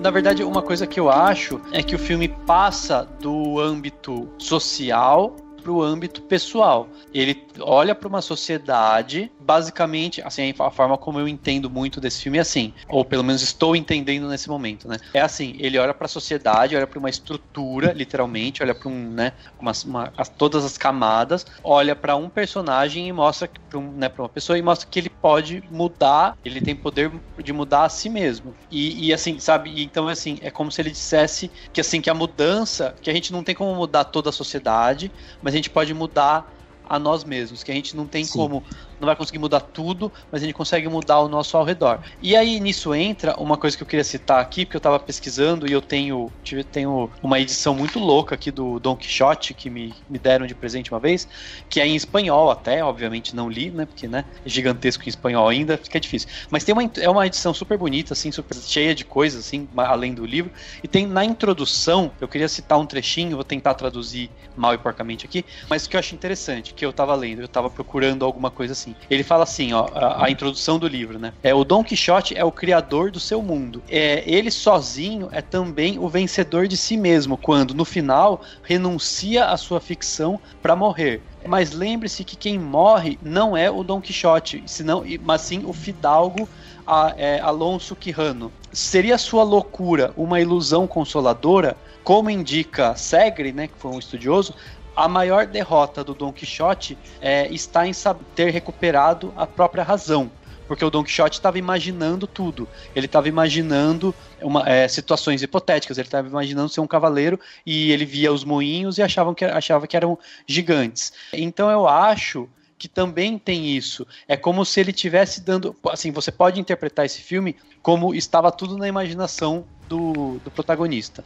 O que é tosco, esse tipo de coisa, né? Tipo, acordei e o filme era tudo um sonho. Mas assim, no sentido de que é isso, o filme é a imaginação, aquilo que foi criado, essa história que foi criada, é para que a gente tenha esses sentimentos, para que a gente perceba essas coisas. O Don Quixote, no caso, ele perde, ele morre porque ele percebe que era tudo uma ilusão, entendeu? Sim. Então é como se fosse isso, assim, o filme tá sendo uma ilusão, tá sendo uma imaginação para servir de alguma coisa. Então se ele morrer, se esse filme morrer e a gente não pensar sobre ele não serviu de nada. Se ele for para passado, a gente consegue perceber alguma coisa, mas dá para interpretar também que, por exemplo, a menina era uma imaginação dele, que apesar de que o outro personagem também vê, então é complicado chegar nessas coisas, mas dá pra gente pensar, era uma imaginação e no fim não serviu pra nada, porque no fim a história do Don Quixote não serviu pra nada, então no fim toda aquela jornada dele serviu pra ele morrer.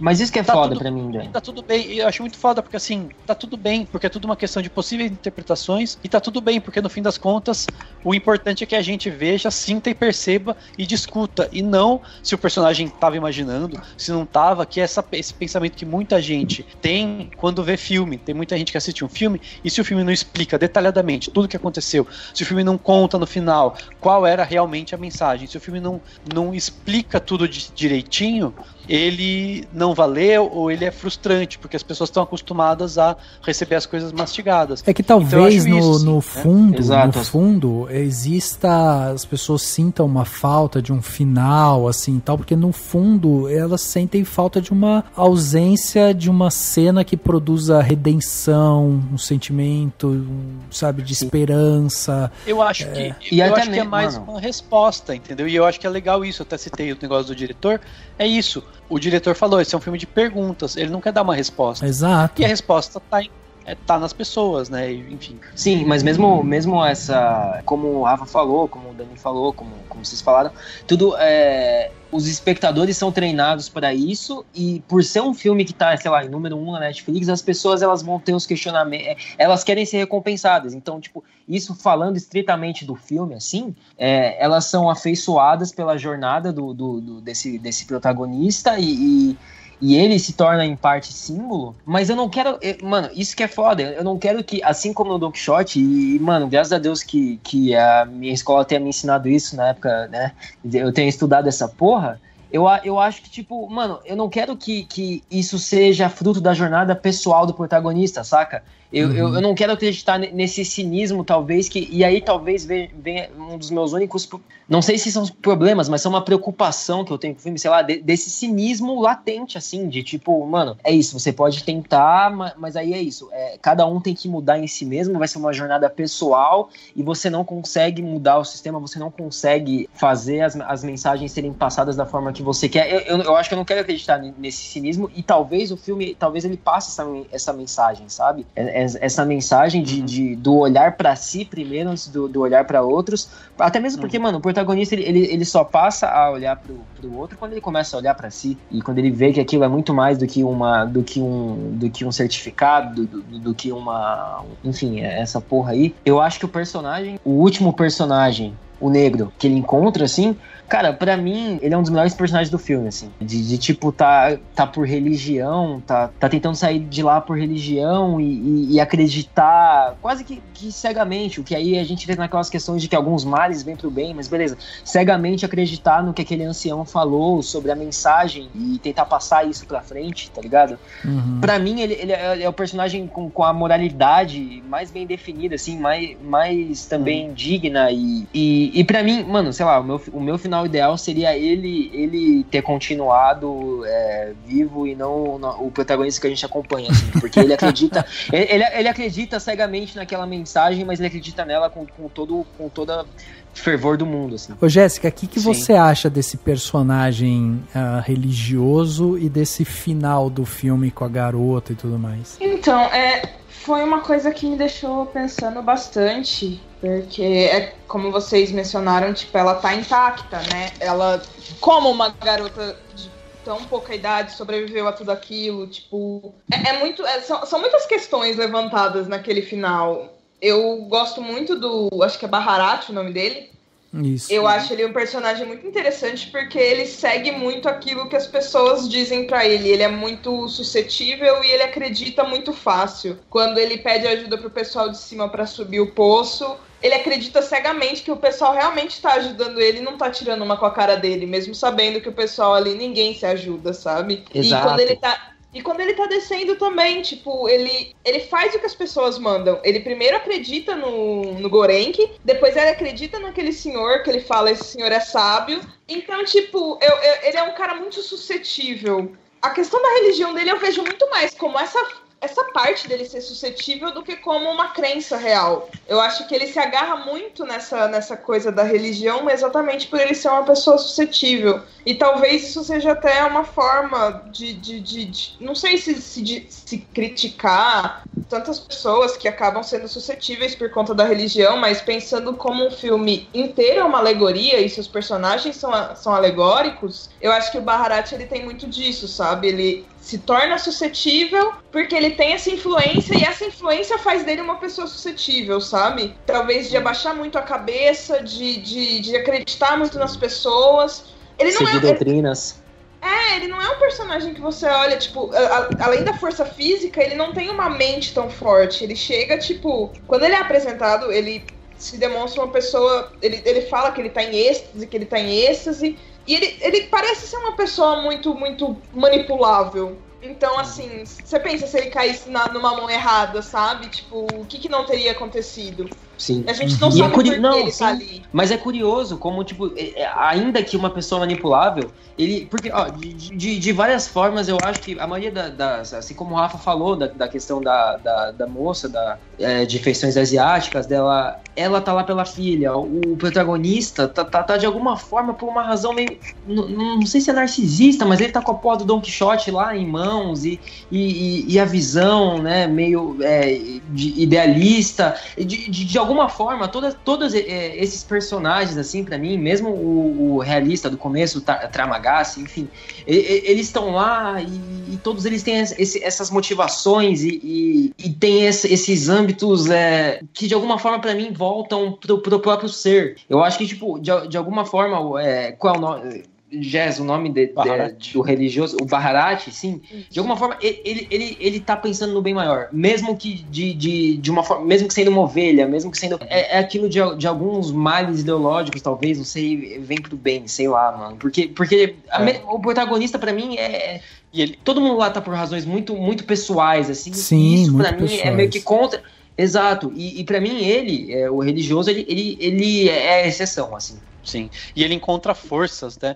Eu acho que também é uma forma de... Talvez pode ser uma crítica à fé das pessoas, a fé cega de muita gente, como alegoria isso, mas também é uma forma de dizer como tem força, né?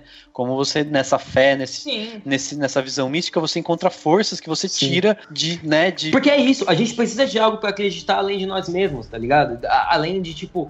Não, sim, mano, obviamente a questão da filha é super pesada, a questão do protagonista, que é literalmente o protagonista clássico clássico da jornada do herói, de, tipo, a gente tá lá com ele descobrindo o mundo, mas tipo, a gente precisa acreditar em algo além de nós mesmos, sei lá. O filme, ele tem o roteiro não é do Galder, né, o diretor, ele é só o diretor, então ele traz a visão artística dele pro filme. O roteiro foi escrito por outra pessoa e tal, e aí quando entrevistado, perguntaram pra ele, né, sobre o final do filme, o sistema e tudo mais. E ele falava sobre essa questão de distribuir as riquezas, que é um filme que traz essas perguntas e tal, como o Dani até trouxe pra gente aqui e tal. Quando perguntado sobre o final do filme, ele trouxe a interpretação dele. Então eu acho que é um ponto interessante da gente pensar, mas não é o ponto final, né? Então, por exemplo, uma das coisas que ele falou foi que no último corte do filme, a menina, na cena, a menina chegava até o final e parava lá no último andar. O filme terminava aí, né? Ela chegando no andar 0, vamos dizer assim, ou no andar 1, enfim, sei lá. Aí ele cortou essa cena porque ele achou que traria realmente o fato da gente só ver ela subindo traz a abrangência de mais questionamento, que era essa a intenção dele. E aí, quando perguntado pra ele, tá, mas qual que é a sua interpretação pra esse roteiro, qual a sua interpretação pro final e tal? E ele disse que pra ele acha que o Goreng ele já estava morto antes mesmo de chegar no nível mais baixo. E o que a gente vê a partir de certo ponto é apenas a sua interpretação sobre o que deveria ter acontecido. Então, seria a visão do Goreng, sabe? Ele vai encontrar a menina, ela vai subir, eles vão mandar o recado e tudo mais. Mas isso não é exatamente a interpretação final, porque como eu falei, o diretor ele ajuda a construir essa visão criativa do filme, né? E aí ele diz outra coisa que eu acho interessante, que é justamente sobre aquilo que a gente estava falando anteriormente, sobre a solidariedade, a benevolência e tudo mais. Porque ele fala assim, que uma das coisas que ele queria questionar no filme é justamente sobre os limites da solidariedade, né? Que foi até uma coisa que a Jéssica estava trazendo aqui pra gente, falando sobre essa questão da agressividade e tudo mais. E ele fala isso, o filme também vai questionar os limites da solidariedade.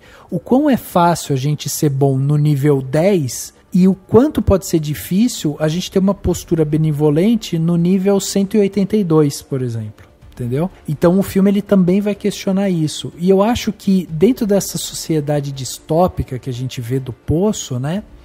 Mesmo que todos os alimentos fossem entregues para todos os níveis e tal, a gente não sabe se o sistema ele se sustentaria, se a gente não teria algum outro tipo de problema. Então eu acho que isso é uma coisa muito interessante também, porque essa maneira, né, de exercer ali as voltas do poder, o sadismo do controle e tal, tudo isso são coisas que estão dentro ali dessa sociedade, que é um pouco do que a gente vive hoje também, né? O que a gente vê hoje, que mesmo que exista toda uma distribuição em cadeia para todas as classes e não acabou a fome no mundo, a gente ainda assim vai ter uma questão fundamental, que é uma questão enraizada dentro do ser humano, que é essa coisa do poder, que é esse sadismo do controle, que é a coisa do planejamento, que existe uma questão de hierarquia. Então, assim, o filme eu acho ele muito feliz justamente nessas metáforas que ele propõe pra gente, sabe? Cara, eu acho que foi uma das grandes descobertas que a Netflix teve aí nos últimos tempos. Tem uma interpretação também de que esse seria a representação do purgatório, né? Porque são 333 andares, então seria o meio termo entre o céu e o inferno, que seria o 666, o símbolo da besta e tal, e que isso seria seria meio que o lugar onde se decide se para onde a pessoa vai, né, de acordo com as ações dela, né, pro inferno ou não. Eu acho que assim, é uma possibilidade, não acho que é uma coisa que me encanta, sabe assim, uma coisa que eu falo, nossa, isso é muito incrível. Não, é uma coisa que é uma possibilidade apenas, e não muda os outros debates, mas é uma coisa de se pensar também, assim, no sentido de que reproduz de maneira muito intensa o que já tem na sociedade nossa, né, que a gente vive. E aí é como se você estivesse vendo qual seria, né, o ponto, assim, qual seria o limite que a pessoa atinge, até que ponto ela pode atingir de egoísmo e de não ajudar o próximo e tudo mais. Enfim, eu acho que são leituras possíveis também, né? São.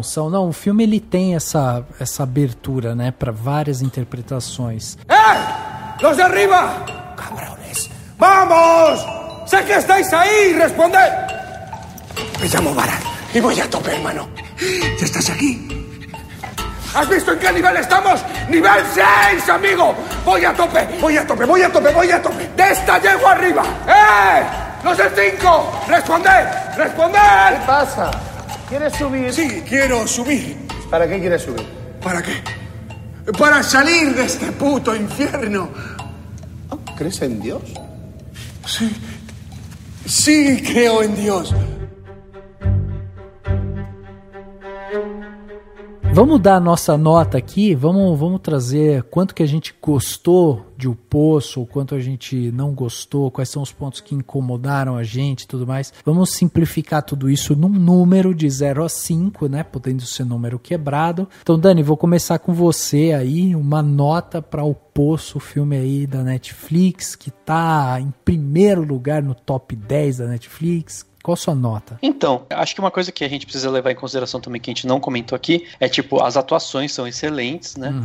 Trilha. Todas as atuações. A trilha sonora é sensacional, né? Toda a coisa claustrofóbica, a escolha daquelas, tipo, umas janelinhas, né? Que às vezes até a impressão de ser um prédio e não um poço, ou então são luzes, talvez, mas enfim, pode ser tipo aquelas janelas que não passa muito a luz, você só deixa aquela iluminação meio fraca e tudo mais, e que dá aquela sensação de fechado totalmente e tudo mais. O próprio conceito do tipo, tudo muito, muito bem explicado. Você tem lá a pia, você tem um banheirinho, você tem tipo uma cela que faria sentido, né, com explicações, né, se alguém buscar encontrar essas explicações. Mas eu acho que o único problema, a única coisa que me impede de dar uma nota muito alta estaria principalmente no fato de que dessa alternância entre o social e o pessoal, sabe? Eu acho que são coisas diferentes. Você propor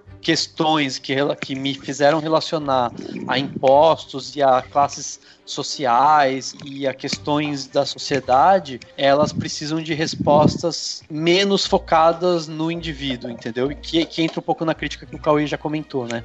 Aquela coisa há um cinismo, como se dissesse, não, a única solução então vai ser cada um ser melhor, ser o seu melhor. Não sei se sabe assim, esse tipo de apresentação que eu acho que precisaria ser mais desenvolvido, e quando eu digo desenvolvido não significa que teria que ser explicadinho ou mastigadinho, entendeu? Mas por isso eu acho que ele não mereceria uma nota máxima, mas pra mim é nota 4. Entendi. 4, então. Entendeu? Faz sentido. Não, faz sentido, é uma coisa muito subjetiva isso que você falou, né? Sim, assim, sim, você tá tirando um ponto de uma coisa muito subjetiva. Claro, mas que eu acho que é complicado de apresentar, mas eu acho que assim, se a gente pensar nessa premissa de que o diretor disse, de que ele queria dar mais perguntas e não respostas, eu acho que as perguntas tinham que ser canalizadas ou para a sociedade, para o indivíduo. Elas estão misturando essas duas coisas. E eu acho que essa mistura, ou ela teria que ser muito bem dosada ou explicada ou desenvolvida, ou ela precisaria ser mais direcionada, entendeu? Mas realmente é uma coisa subjetiva. Muito bem, nota 4 então aqui, o Dani trouxe pra gente. E aí, Jéssica, e você, que nota vai dar de 0 a 5? Pode ser nota quebrada, né, pra O Poço? Eu vou dar nota 4 também. São só coisas que eu talvez fiquei incomodada. Eu não sei, tipo, isso também vai ser bastante subjetivo e eu acho que, né, não deveria tirar um ponto, mas enfim. É que eu penso assim, O Poço, ele é um filme que poderia chamar a atenção de muita gente. Ele poderia ser um filme que atraísse e fizesse muita gente pensar. Mas eu acho que talvez isso, gente, vocês, assim, me desculpem, mas é um filme nojento. É um filme nojento. E eu acho que isso pode afastar algumas pessoas. E eu acho que ele tem uma possibilidade tão grande. Beleza, a gente tá falando de terror e etc. E dá pra fazer uns negócios muito legais. E se você ficar preso nessa ideia de por ser nojento e não assistir... Tá, tu tem tudo isso. Porém, na atual situação, o tanto que esse filme poderia agregar a muita gente, e talvez uma das reclamações que eu mais vi em relação a ele é que é um filme nojento. Uhum. Então, talvez se tivesse diminuído um pouquinho que fosse, porque a questão da comida a gente entende, mas não precisa talvez ir tão longe. Mas talvez pode ser também um puritanismo da minha parte, entendeu? Só que eu entendo também que se você diminuísse um pouco, talvez você agregasse mais. Entendo. É muito complicado. Então, tipo, foi algo que me incomodou um pouco e por isso eu daria a nota 4, no caso. 4, muito bem. Então, Jéssica dando nota 4, Dani dando nota 4. E você, Cauê, vai ficar nos 4 também ou vai dar uma notinha diferente aí pra nós? Bom, como a Jéssica falou e o Dani também, eu acho que sempre é difícil falar em terceiro porque vocês já citaram todas as qualidades técnicas do filme. Eu até separei aqui o nome da Aranza Azul Caleja, eu não sei pronunciar o nome, mas a trilha sonora do filme é excelente. Eu acho que eu não preciso rasgar mais elogios aqui do que o Dani, você, mesmo a Jéssica já tenham rasgado, mas eu acho que eu acho que é isso. Lá no novo extremismo francês, no torture porn, foda-se, com o choque, a gente conseguiu extrair mensagens fodas que se esgotaram ao decorrer das décadas, e agora a gente tá no momento do terror e do sei lá, cinema de gênero, o que for. A gente tá voltando com essas paradas. E pra mim, esse filme ser chocante, eu acho que ele ser visualmente, ele ter tanto gore, ele ser visualmente chocante, pra mim é isso. Às vezes você tem que chocar pra você poder passar sua mensagem e pra mim o filme faz muito bem isso. Como eu já tinha dito antes, é um filme de ideias, é um filme de... eu acho que, e não sei se isso vai ser um herege pra um monte de gente, mas pra mim eu acho ele, por exemplo, um filme de ideias muito melhor que Mãe, que também é um filme de ideias, só que ele não sei, pra mim ele não sabe executar exatamente as ideias que ele se propõe. Pra mim, o Poço, ele consegue fazer isso e consegue... eu vou ser sincero aqui, eu ia dar 3 estrelas pro filme, 3 claquetes pro filme, mas depois dessa discussão, é muito bom conversar com vocês sempre e trocar essas ideias e trocar esses conceitos sobre o filme. Pra mim, eu vou dar 4 claquetes. Eu acho que as atuações são muito boas, eu acho que pra mim, o diferencial dele é de conseguir unir a mensagem com não só uma trama, mas uma narrativa, uma forma de contar essa história onde você esteja imerso nela, você tá constantemente, independente da mensagem, você tá investido na história. E o filme usa bem dos artifícios de tipo, por exemplo, a menina com a filha dela. O filme ele consegue usar ele usa umas fugas muito inteligentes para isso, assim, de forma de contação de história. Tipo, claramente a gente se sensibilizaria com a história de uma mãe atrás da filha dela, independente da situação, independente da violência, independente dos meios para chegar a esse fim. Então, para mim é isso. É um filme onde a mensagem é mais importante que a contação da história em si. Então, no fim, pra mim, é isso, assim. Depende do que você prefere, do que você, que tá escutando, como audiência, prefere. Uhum. Você tem um filme que não tem um final que é conclusivo, você não tem uma narrativa que é tangível, tudo é alegórico, tudo é a mensagem, e o filme deixa isso claro. É sobre passar uma mensagem. Então, pra mim é isso, assim. Eu Cauê, gostei do filme, gostei do que ele quer passar, apesar de, como o Dani falou, e como esse lance do cinismo é uma coisa meio problemática, não sei, mas é a única coisa que me impede de dar 5 estrelas apenas de um nível fílmico, assim, apenas de um nível de qualidades técnicas e do sucesso da direção, e por ser o primeiro filme ainda que o diretor já tenha papéis de produtor e de roteirista e já tinha dirigido alguns curtas, eu acho que é um filme sólido, é um filme que passa uma mensagem boa, e é um filme que, mano, pra mim, se resume nisso. Meu amigo lá, inclusive um salve pro Felipe Diego, pra Aline, esses amigos meus que não são cinéfilos, que não conhecem essas porras, que são funkeiros, que são do rolê, vim em mim e falar desse filme e querer entender mais sobre isso, querer entender mais sobre o que tá acontecendo, isso pra mim já é o suficiente. Eu acho que é isso. 4 claquetes. Muito bem, 4. Então até agora, né, Dani? Qual que é a média até agora, Dani? A média é 4. Porque eu sou de humanas, mas não sou o Bolsonaro. Isso. Não sou burro que nem ele. Muito bem. Mas então, eu tenho aqui, né, pra fechar as notas, eu vou fugir um pouco dos 4 que vocês trouxeram, porque assim, eu achei realmente um filme muito bom. Quando eu fui me debruçar nele, né, pra estudar, pra vir pro podcast e tal, eu fui encontrando outras camadas nele que foram me chamando mais atenção ainda. Eu, particularmente, sou uma pessoa que nunca gostei muito do horror, né, do terror, aquele horror, aqueles filmes muito sanguinolentos, ou que, sabe, tem um personagem muito icônico, tipo o Freddy Krueger, o Jason e tal. Nunca fui fã desses filmes assim. Assistia, achava meio bobo e tal, e acabava deixando pra lá.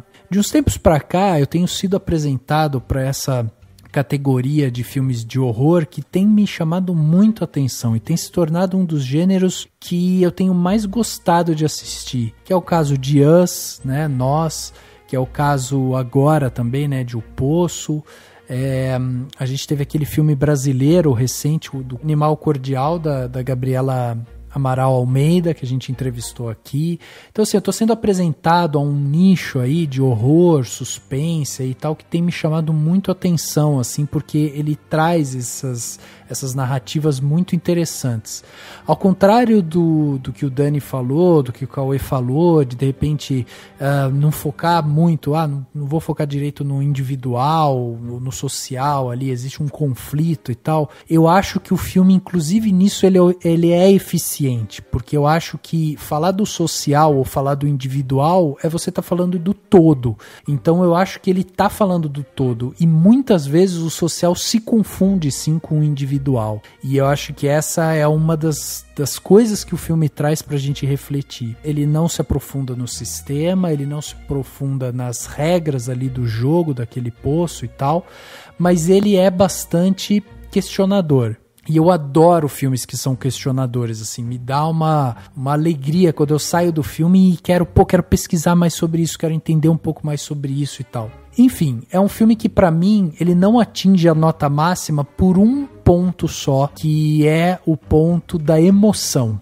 Eu queria ter me conectado um pouco mais com o personagem, com o Goreng, sentido um pouco mais da emoção, sabe? Sentido um pouco mais das tristezas. Eu queria ter tido uma coisa mais forte nessa parte emocional.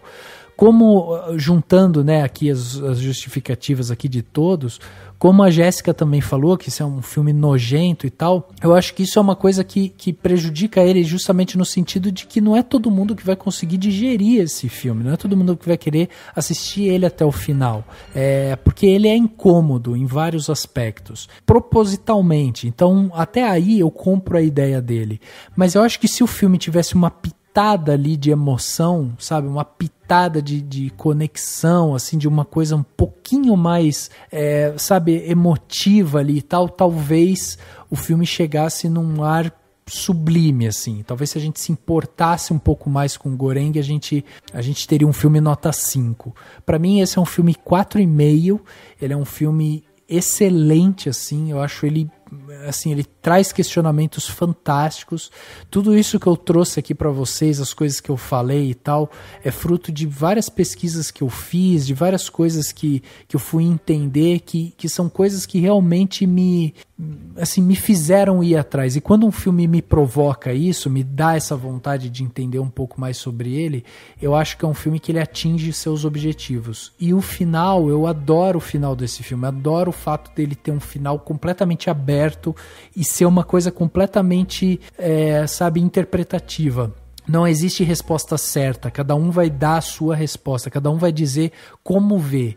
Os mais puritanos, talvez os mais idealistas, aqueles que entram no poço como o próprio Goreng, talvez assistam o final do filme e falem, pô, ela subiu e a galera olhou ela e salvou a menina e pronto. Os outros que talvez sejam um pouco mais Trimagazzi, né, os realistas que levam a faca pro seu poço, talvez olhem aquilo e vão falar, bom, a menina vai chegar lá em cima, os caras vão falar, puta, uma prisioneira escapou, volta com ela lá embaixo e pronto, acabou, né?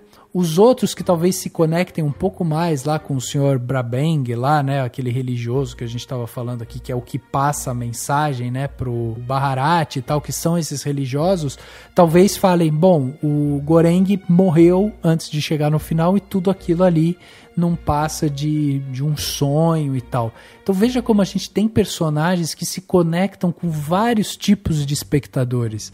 E eu acho que tudo isso é muito interessante, porque faz a gente se questionar qual é o nosso poço, sabe? Onde que a gente está nesse poço? Nesse poço social, onde a gente está no nosso poço individual, sabe? Dentro da gente, onde que a gente está, em que andar a gente tá no nosso poço. Então eu acho que é um filme muito bom realmente, mas pra mim faltou só essa pitada ali de emoção. Então se a gente pegar aqui os 4 do Cauê, os 4 do Dani, 4 da Jéssica e meus 4,5, estamos dando aqui para O Poço a nota de 4.13. Essa é a nota oficial aqui do Cinemação para esse filme. Então o filme está aí na Netflix, facinho de ser assistido, e depois de tudo isso que a gente conversou aqui, nada mais justo do que você mandar a sua interpretação desse filme.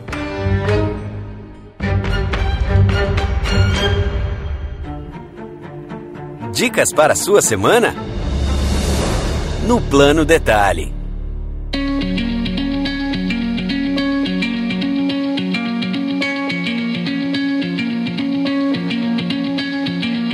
Plano Detalhe da semana, mais do que nunca o Plano Detalhe se tornou um quadro aqui importante, né, para as semanas dos nossos ouvintes, afinal de contas todo mundo em casa, obviamente que trabalhando, né gente, não é também só ficar em casa, quarentena não é férias, né, então trabalhem, busquem aí atividades, façam exercício físico e tudo mais, isso é dica padrão aqui, né, Plano Detalhe padrão. Bom, dessa vez eu vou começar aqui o Plano Detalhe. Eu tenho 2 planos de detalhes hoje. O primeiro é a série Watchmen. Eu assisti o Watchmen depois de muito tempo. Muita gente tinha falado para assistir o Watchmen. Na época, né, tava tendo aquela coisa do Watchmen e do Mandaloriano. E aí, o que eu fiz? Bom, passou o frisson. Eu tava assistindo outras coisas e tal. E aí eu assisti o primeiro episódio de Watchmen e assisti o primeiro episódio de Mandalorian. E aí eu falei assim, deixa eu ver qual dos dois vai me prender com um episódio só, porque daí eu vou continuar esse. E o Watchmen me prendeu assim, tipo, muito, mas foi muito mais do que Mandaloriano. A série, ela é muito bem construída, uma série da HBO, é uma série que é muito bem construída, do primeiro ao último episódio, são 9 episódios, ela tem toda uma narrativa que está ali, toda intercalada, então tem alguns episódios que ele se dedica a contar a história de um personagem, a dar a tridimensionalidade que aquele personagem necessita e tal. Aquilo tem fundamento, se conecta com a história principal. E o filme, ele vai, em alguns momentos, dar um toque lá no filme, mas não é primordial que você tenha assistido o filme. Eu mesmo não lembrava de muita coisa do filme, e aí depois assistindo a série eu fui falar, cara, esse personagem que tava no filme, daí fui lá ver. Ah, esse daqui eles falam no filme, fui lá ver. Então eu achei muito legal isso. É uma série muito bem produzida, como eu falei, que vai para uma cidadezinha, Tulsa, né, no interior dos Estados Unidos, onde está acontecendo ali uma rebelião. Algumas pessoas estão usando, né, a máscara do Rorschach e eles se chamam de a 7ª Cavalaria, que é basicamente um movimento de supremacia branca que quer acabar, né, com os negros e tal. Existe toda uma guerra racial ali, e aí a gente vê esse problema acontecendo, e aí esses personagens que são ali super-heróis e tudo mais, né, que eles acabam entrando no meio daquilo, mas é uma discussão muito mais humana do que propriamente heróica, assim. Então ela é muito interessante, eu acho que vale a pena, para quem quer ver uma série bem produzida, uma série bem construída, Watchmen é uma ótima pedida, tem uma fotografia linda e todos os episódios estão conectados, né, então vale muito a pena, porque quando você termina a série você entende tudo, assim, não fica aquela coisa de, nossa, foi demais, nossa, passou do ponto e tal, não, eu achei ela na medida e vale muito a pena. Então o meu primeiro plano de detalhe é o Watchmen. Meu segundo plano detalhe é uma entrevista que eu vi recentemente ouvi, na verdade, né? Porque o Encontro com Bial tem feito podcasts também. Eles pegam as entrevistas e transformam em podcasts. E aí tem uma entrevista recente que o Bial fez, que é com os jornalistas, o Laurentino Gomes e a Eliana Alves Cruz. Ambos são escritores e pesquisadores, né? E eles falam justamente sobre escravidão. Eles falam sobre escravidão, sobre racismo e tal no Brasil. E é uma entrevista muito rica. Esse papo tá na íntegra, você consegue assistir ele inteiro na Globoplay. Mas se você quiser também procurar a conversa com o Bial, né, em podcast, você também vai achar. Então esses são meus 2 planos detalhes aqui. 2 temas, né, relacionados, porque falam sobre racismo e tal, que é uma coisa que a gente precisa sempre estar em mente, precisa sempre estar olhando, porque afinal de contas é um tema ainda muito atual. Beleza? 2 planos detalhes aí. E a Jéssica? Jéssica, o que você trouxe pra gente nesse segundo podcast que você participa aqui com a gente? Na verdade, eu quero recomendar alguma coisa velha, não é recente. Então é uma coisa muito velha, que eu li recentemente e eu fiquei bastante tocada, e eu acho que entra muito nessa coisa de ironia e hipocrisia da sociedade, e eu acho que é muito atual, querendo ou não, que é A Letra Escarlate, do Nathaniel Hawthorne, que eu acho que é um livro que eu li que me deixou, assim, bastante impactada a esses tempos. Porque a história conta uma mulher adúltera, teve que começar a andar com uma letra A na vestimenta dela, costurada, para mostrar para toda aquela cidadezinha que ela era adúltera.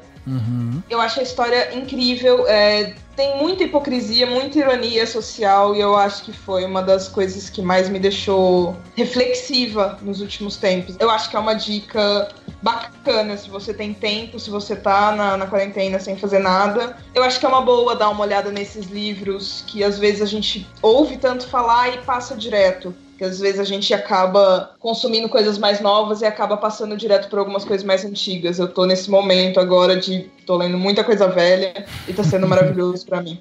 Que legal, então, que legal. Fica esta a dica.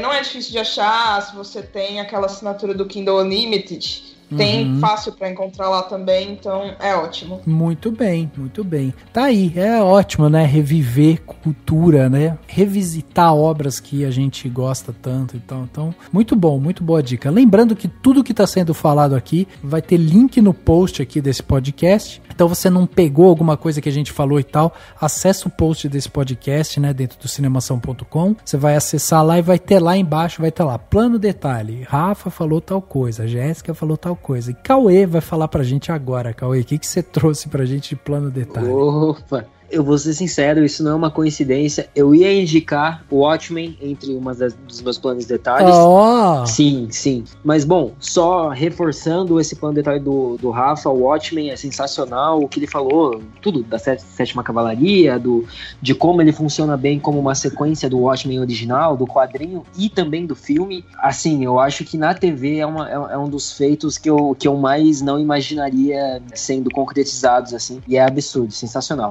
Outra coisa que eu revi nessa quarentena seria Mad Men, que eu indiquei justamente no podcast em que eu participei com a Jéssica, que é a série do Matthew Weiner com o John Hamm, enfim, Mad Men é foda. Mas o que eu ia indicar novamente, seguindo a tradição de filmes ou séries ou livros que dialogam com o tema descrito no podcast, é O Nevoeiro, do Frank Darabont. Também é sobre um grupo de pessoas enclausuradas eles estão num supermercado e são deparados com um nevoeiro que surge depois de uma tempestade. É do Stephen King, a Jéssica é fã de Stephen King, inclusive, e é um filme do Frank Darabont baseado num conto, né, numa novela do Stephen King, sobre esse grupo de pessoas que fica preso num supermercado após esse nevoeiro que ele toma conta de toda essa cidade, e são as pessoas e a humanidade, e são diferentes classes sociais, diferentes pessoas que fazem essa engrenagem que é o capitalismo funcionar.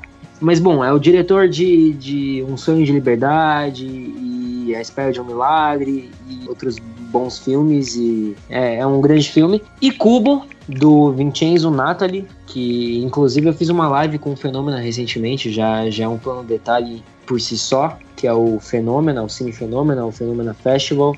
A gente tá fazendo umas lives no Instagram sobre vários desses filmes estranhos, diferentes e de gênero, e enfim. E é o Cubo, do Vincenzo Natali, que também é sobre pessoas de diferentes classes sociais, diferentes vivências e essas porras todas enclausuradas num ambiente, em vários ambientes onde elas têm que sair de lá. Tem na Amazon Prime e... enfim, é isso. Muito bem. Tá aí, tudo anotado aqui, devidamente anotado o que o Cauê falou, só mostrando, né, que o Cauê tá vivendo bem essa quarentena, ó, porque são 2 filmes que as pessoas ficam enclausuradas e querendo fugir do enclausuramento. Exato, tá horrível.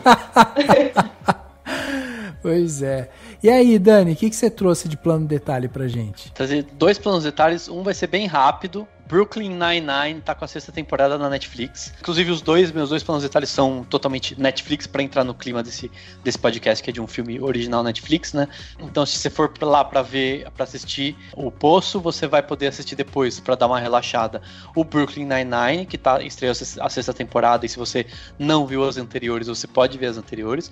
Eu acho das melhores comédias que tem, assim, adoro, acho sensacional. E uma série que me conquistou muito, assim, que eu não tinha visto ainda, e eu maratonei total, que foi The Crown, que é uma série que, assim, se você tem interesse em conhecer um pouco da história da Grã-Bretanha e essa vivência da família real, ela é muito interessante, ela é bastante realista, claro que com certeza tem elementos a título de dramatúrgico, mas é uma série que, assim, encanta pela atuação, e é incrível, porque nas primeiras temporadas é a Claire Foy que faz a Rainha Elizabeth, e você fala, meu Deus, ela tá atuando de um jeito absurdo, e aí depois entra a Olivia Colman, tipo, melhor ainda, porque você acha que não podia melhorar, melhor. Todos os atores excelentes, assim, fazendo, né, todas essas principais personalidades da família real. Olivia Colman, né, Dani? Só pra lembrar que é quem ganhou o Oscar de melhor atriz, né, com A Favorita. Com A Favorita, quando ela fez uma outra rainha. Outra rainha. Elizabeth.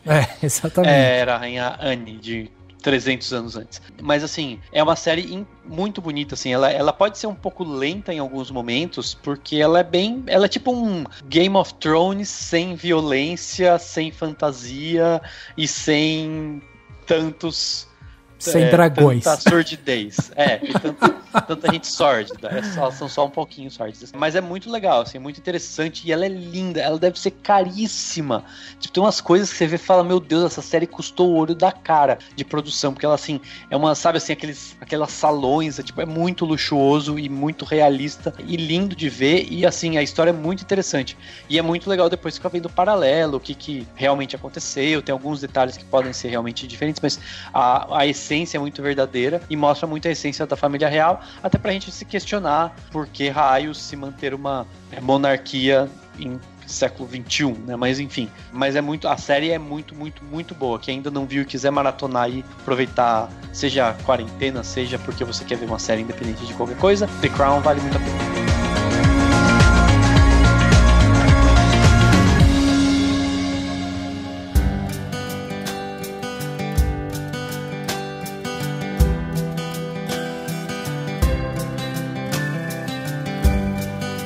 Chegando aqui no final, então, do podcast Cinemação 360, né? Falamos sobre O Poço, esse filme espanhol aí que chamou tanta atenção, que está chamando tanta atenção, facinho de você assistir. E tivemos aqui a participação da Jéssica e do Cauê, que vieram ajudar a gente a debater esse filme. Jéssica, muito obrigado pela sua participação mais uma vez. Queria que você deixasse aí, né, o convite para os nossos ouvintes acompanharem você na internet, no seu site e tudo mais, porque afinal de contas a galera vai ouvir você aqui e vai falar, pô, quero saber mais da Jéssica. Eu espero que sim, espero não ter ofendido ninguém. Mas quem quiser acompanhar o que eu faço, eu tô no Twitter e no Instagram como Capirojéssica, é fácil me achar, e eu geralmente compartilho as coisas por lá mesmo, dos trabalhos que eu tô fazendo, dos textos que eu tô escrevendo, então é bem tranquilo, eu deixo tudo nessas 2 redes sociais e foi um prazer gravar com vocês, foi ótima essa conversa, e eu agradeço muito pelo convite, espero realmente não ter ofendido ninguém. Obrigada mesmo, gente. Obrigado novamente. Cauê, obrigado também pela participação aqui. E quem quiser também acompanhar você aí, suas opiniões, né? Suas opiniões sobre BBB e tudo mais, onde que te acompanha? Era isso que eu tava pensando, tá ligado? Tipo, o pessoal acompanhando a gente aqui no podcast, numa discussão super sadia e intelectual sobre o Poço, vai lá ver no meu Twitter ou no meu Instagram e vai ver, sei lá, eu falando sobre escatologia e BBB. Mas é isso. Vou novamente fazer Esse a é o indicação. Cauê, gente. É o Cauê. Essa é a essência. Não, mentira. Novamente indicar também o canal da Jéssica, o canal, no caso a página, enfim, é Capítulo Jéssica, essas coisas todas, só porque a gente precisa de mais disso no mundo do terror e essas merdas todas. Obrigado, gente, por me terem, por esse papo super foda sobre um filme muito bom. E é isso, gente. Tropa do Babu. Show. Show de bola. Dani, obrigado também pela presença em mais um podcast. Valeu, muito obrigado. Valeu, Cauê. Valeu, Jéssica. É muito bom falar sobre esse filme. Vamos todos torcer para que nós não cheguemos ao fundo do poço. É isso aí. O podcast Cinemação 360 fica por aqui e a gente se vê no próximo.